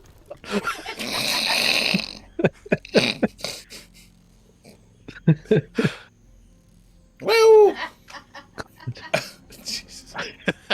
Right then. Margaretkainen needs to go for a little nap. Yeah. I'll bundle her up in a shirt, or I'll cradle her. into Andira, I didn't No, think no. bundle was the word you just said. please don't try and abuse me to gain more powers. That's what she's doing, Phelim. She wants to take me from you. Yeah, I've told her she's That's not. in your she's head. Not. Oh, that's in my head. Oh, Margaret, in my head, she's not taking it from her. This is bluster. People are getting nervous. I've seen this before. Phoenix is he's a set against you. I don't know what's going on with him. Small He's a fairy strange syndrome. little, anyway, let's go to bed. Yeah, Andera is probably just genuinely concerned, but it's definitely misplaced and maybe a bit nervous. I don't know. Let's play it out. And do you know what'd be funny? Do you know what'd be funny? What would be fun? If they're all near death or probably half dead tomorrow when we fight this thing, and then I save them all with your fireball, and then I tell them, and then who's laughing? Well, us. Exactly. Yeah, you listen. You're safe, and then I'll go back to the others and like, listen, guys, just trust me. Margaret has not done anything to harm any of us. She could have blown us That's off a ledge. Absolutely not true. It's Yes. it's She just 100%. harmed you. She Yes. just harmed you. And she tried to kill all of us. She didn't. Oh, I didn't all try of to us. kill any of you. What are you talking about? You The explosion in the exploded. house. Shazastar made me explode. Wow, Man, bullshit. Yeah, so you say. very untrustworthy. I'm You very can't. hurt now. I'm very hurt. Starts stroking her like a cat. And Lucky you've says, got no feelings, then, isn't it? Margaretkainen has lots of feelings, but they're emotional. They're my inside feelings. Sometimes our Margaretkainen remembers times when she was loved. Margaret, you are loved. Come on now. Guys, this is too much. This is... Phelim, are you saying you love old Margaretkainen? Now, as I've said to you before, I have a wife. I'm going back to her. You have your husband. Unfortunately, things didn't work out there, but... No, I know, but... I love you, but not like... We can be platonically in love. That's the one, yeah. There. Well, Absolutely. I love you too, Phelim. I platonically love... Yeah. I'm sure your wife would really understand you sticking her in your mouth. No comment. Right then. Old Margaretkainen needs to go back for a nap. We've got to get a long rest. Yeah, with a big fight. Before we do this thing in the morning. Night, everybody. Night, Indira. I love you. No? Alright then. As the night progresses, everyone gets a long rest. We wake up in the morning. You are good to go. Can I, at some point Yeah. at night, somewhere in that, Serena will take herself off and she'll kind of sit in a corner uncomfortably, and there's a bit of that. It's like, I'm not entirely sure who I've ended up with. I think they're going to help. We'll see. But we killed the dragon, and that helps, right? Are you trying to communicate with the prince? Not with the prince, no. Okay, excellent. Okay, go. Would you like to roll a religion check then, please? Prince of Darkness. The Prince of Pearls, the Prince of Gems. Boop. Wait, is it Magnar's old god? 13. You feel the weight of... You feel the weight of how deep you are beneath the earth. I'm not expecting a connection, if I'm honest. You're not. Well, you don't get one, but you... Yeah. What was the last time you did this? Is this something Zarini does regularly, or is this the first time? I think she does it regularly. She hasn't... I wouldn't say she's had any real contact since she's been... not much contact. There'd have been bits of contact. But I think feel it's like been a while since she's had anything that she knows counts as any kind of response. I feel like, though, Zarini has gotten into a routine down in the Dwarven city, and possibly that your attempts to pray or to engage have been... She was never taught on this thing. She's kind of doing what she thinks is right, and not necessarily is correct. But she's doing what she thinks. Yeah, but I would argue now that you're out of that sort of almost lethargic routine, that your soul and your spirit is slightly more alive now than it was when you were trying to do this over the course of several weeks. There's an energy to you now that we will keep track of, I think. And then just one final bit. Yeah. There will be a moment where a ghostly spirit will appear before her, and there's like a... just this slight change occurs. A ghostly spirit appears before her, and... It's kind of like, it's like she... So she has that kind of the praying she was doing before, which she finishes, and then there's just a moment of she kind of thinks, "What would I need to do today?" Okay. Gotcha. I don't know if anyone's watching, you'll see those tattoos will just glow at the same time as that spirit. Okay, cool. For a moment. As everyone wakes up now on the new day, Zarina, you know where to go as you lead them towards this this caved-in corridor. There is a sigil there. Are you going to place the device you were given and allow you guys to walk through this solid rock? This half mile of solid rock. Once I click this out, there's no going back at this point, so one last check. Are we all ready for this? You seemed a little energetic last night. I'm not sure if that was normal for you all, but are we all ready? Yes. Let's roll. Zarini, you activate the device, and you can see now it is made of pure mithril, and it seems to be magnetized towards this sigil, that is sort of cracked on this this caved in section of the corridor, and the stones reset themselves, almost as if they've been previously hit with this massive maul, shattered, but then they sort of unshatter and become this wall again. The device you have just seems to again be magnetized to it. And Zarini, you hold out your hand, and you grab the hand of Andira, who grabs the hand of Phoenix, who grabs the hand of Nira, who grabs the hand of Phelim. And as you begin to walk through, you advise them not to let go. And as you walk through this rock, Zarini, you are the only one that can see maybe a foot ahead of you, and it all looks like rock. Anyone who opens their eyes, you are horrifically disorientated as you are walking through solid rock. It is an experience you feel you should never have experienced or have to again. It's the most disorientating and jarring experience that you've been through thus far. And as the half-mile trek continues, the party walks through a door and ends up. The next thing you guys see. Oh, sorry, one sec. The next thing you see, where is Zarini there? Give me a second. Place party. Oh, where's he? Place party. That's there we go. There we go. Second now. Why is Zarini not part of the party? Are there no? 1 second. That's not a hint of what's going on. You guys there? Can you see? There you go. Yeah.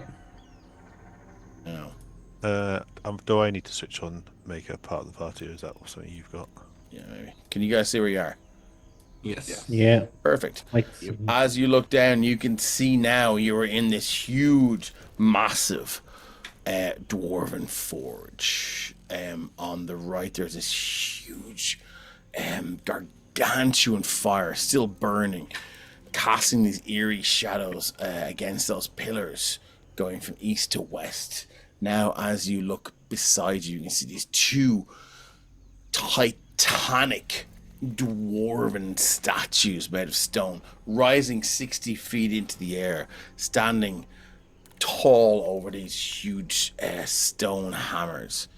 And as you get into this room, you can hear the sounds below of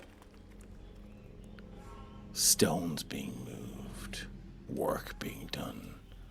Anyone with a passive perception of 15? Me. You hear diggity diggity diggity diggity Yep. diggity diggity diggity diggity diggity diggity. Got to do the digging. Got to do the digging.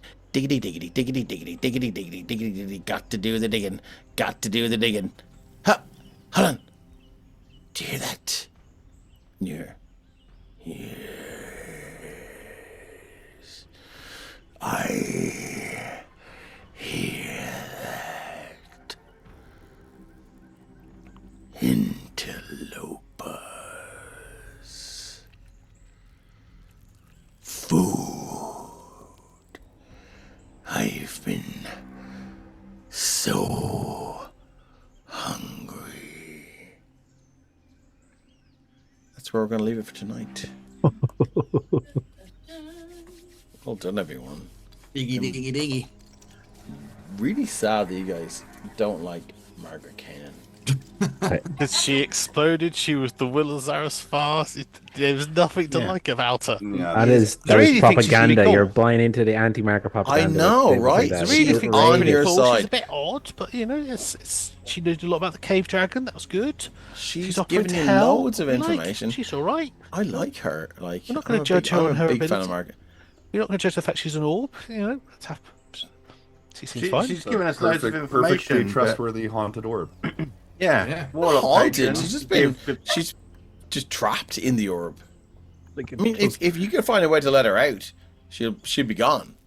Like perhaps. Rep, I wanna- the player I wanna is, uncover her in doesn't Magmar. trust her worth a thing. Would have already What's thrown her that? into that. Rep, the player, would have thrown her into that pit. If Yeah, I had Keith the gotten player it would from have had Phelan, a it was fucking, going in that pit. vice long ago. You were just gonna like throw it down a mile down below.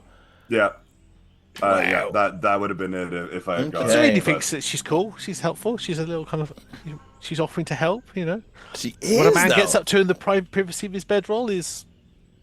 That's his choice.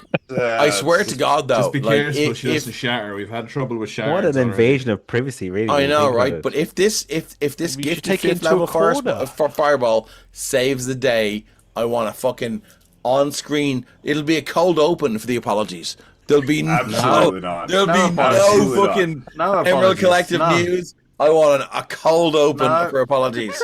No. Even if Margaretkainen prevents a TPK against this Listen, dragon, There's She'll no never get that apologies. apology. You guys are fucking. we're at a volcano. dickheads. That's all I'm gonna say. yep. You know, the Great one, place to the get rid of one an ball orb. to rule them all goes in the fucking volcano. Well, as I recall, she offered to be put into the dragon for the explosion. That was really remembers that. That was really nice. Yeah, remember for that. Oh yeah, well now that'd be work. I love it's like 50-50. Either you could set off a level 5 fireball over there, or you are ground zero for a level 5 So fireball. the way it'll work is Phelan can just go right, like now it's not once per long rest. We'll have to go through that process again. But right now, because you've I hesitate to use the word survived, because you've experienced that process successfully, you can now you can cast a spell, right? As per the spell description, 5th level fireball, but it will be a luck check. But you can you can decide whether it's odds or evens. Hey, there you go. Brilliant. But see, So- this is going to be that situation in a zombie film where the person doesn't tell you their bit until they're trying to chomp yeah. on you. And Phelan's not going to tell us 100%. shit until we all get blown up next to him. Yeah, exactly, because we're all just gonna be standing beside him. Well, if You you're, don't- yeah, you- if you you're- don't if trust you're- Phelan either If to you're do all that. if you're all clumped I don't up, trust your then roll. you deserve to die. We know how our area of effects work, guys. Listen, I trust we- Phelan. I hate your orb. That's his memoir, volume 1. That's what we're going. We need like a, I, we need like a I'm one-off. I'm looking episode forward of to a the court end of case. this when I can convince you that she's actually bang on. Oh, she'll be long dead. Or we will. Or we will. Wow. Okay. Keith the player was fully back on board. I've been on Team Margaret for the whole time until. Are you off Team Margaret? 100%, Dude!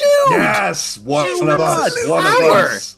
What are you She's on talking power. about? But she told him that it's Insert me into you. I'd love to have a body of my own. Yeah. Walk me around. I'll just use you to look around. You can that is 100% she is. trying to Release possess me. him. And also, I'll give you a fireball. Here's a gun. There's half Yeah, a chance it's gonna totally. blow up in your hand and kill you. That's not a fucking that's not advantage to anybody. 50-50, you'll die and everybody within 20 fucking feet around you is gonna burn kind of It's feel like here's a Keith- grenade Keith's and might go off, might not. overanalyzing this now. I think it's No, a no, great no. deal. He's just opened No, his he's eyes. spot on. I think I think Oh, Nira I has don't know. changed I don't so know. much. I don't know. I feel like Keith's drank the Kool-Aid now, and Near's still on board. fine, Near's that's like fine. Person Margaret that's drank the Kaiden, your Kool-Aid days is are Phelan. Phelan's the only person that's drank the Kool-Aid. That's the problem. yeah. Guys, and also Kool-Aid. it's too. Margaret fucking good, Kainen's man. going It's to be too here good. for a while unless you decide to leave her there, I'm so glad she's back. and walk She away. is great. I love her. She's my favorite NPC to ever play. And I know I know exactly, obviously because I made her, I know exactly what's going on, and I can't wait. I hope that you guys release it, because there will come a moment where you can release it, or and it will be up to you to decide whether to release her from the orb or not. No, let's just leave her in a box somewhere down here. I said I want to encase her in magma and drop her in the sea. I will say though, if you guys decide to leave her in the box at the end of Rebirth of the Graven King, the next game that I run, the first session, the party will fucking find her in the box. She will be in the next game, so it's up to you guys. Anyway, okay, guys, safe. Don't play in Dave's next game. It's the only way we can kill her for good. Yeah. Guys, we gotta go. Love you all. Come here. We're back on what's today? Thursday. We're back on Tuesday with Shadow Dark. Thursday with our first episode of campaign 2 of Dice Sized Tales. Am I getting I've got Event Horizon vibes here? Am I wrong? Am I right? Not. I hope not. No, yeah, a little, not really. Definitely those kind of vibes for sure. Maybe Dead Space. Maybe that's where we should go in this one. Dead Space. Yeah, somewhere in that world. It does. I will say, I'm gonna. Are you going with the Firefly no sound in space kind of vibe? Or are we going to hear the sound of thrusters when the I think I'm gonna go. Definitely, there will be some sound, especially when you're on a ship and whatever. You can hear the engines. You're inside the ship. You can hear the machinery going, and maybe on the outside. No, but no, I'm excited because I'm gonna tweak the module a little bit. But it provides a very, very sort of classic alien movie beginning, and then very quickly turns the whole thing on its head. I'm excited. It's gonna be good. Okay, so that's roasted _ is it? Yeah. Okay, there we go. The raid's been created. Guys, we love you all. We're gonna raid in 8 seconds. We'll see you soon. Take care. Bye-bye. Love you all. Margaret. Says goodbye. Margaret. We're gonna click right now. Bye bye. Fuck you, Margaret.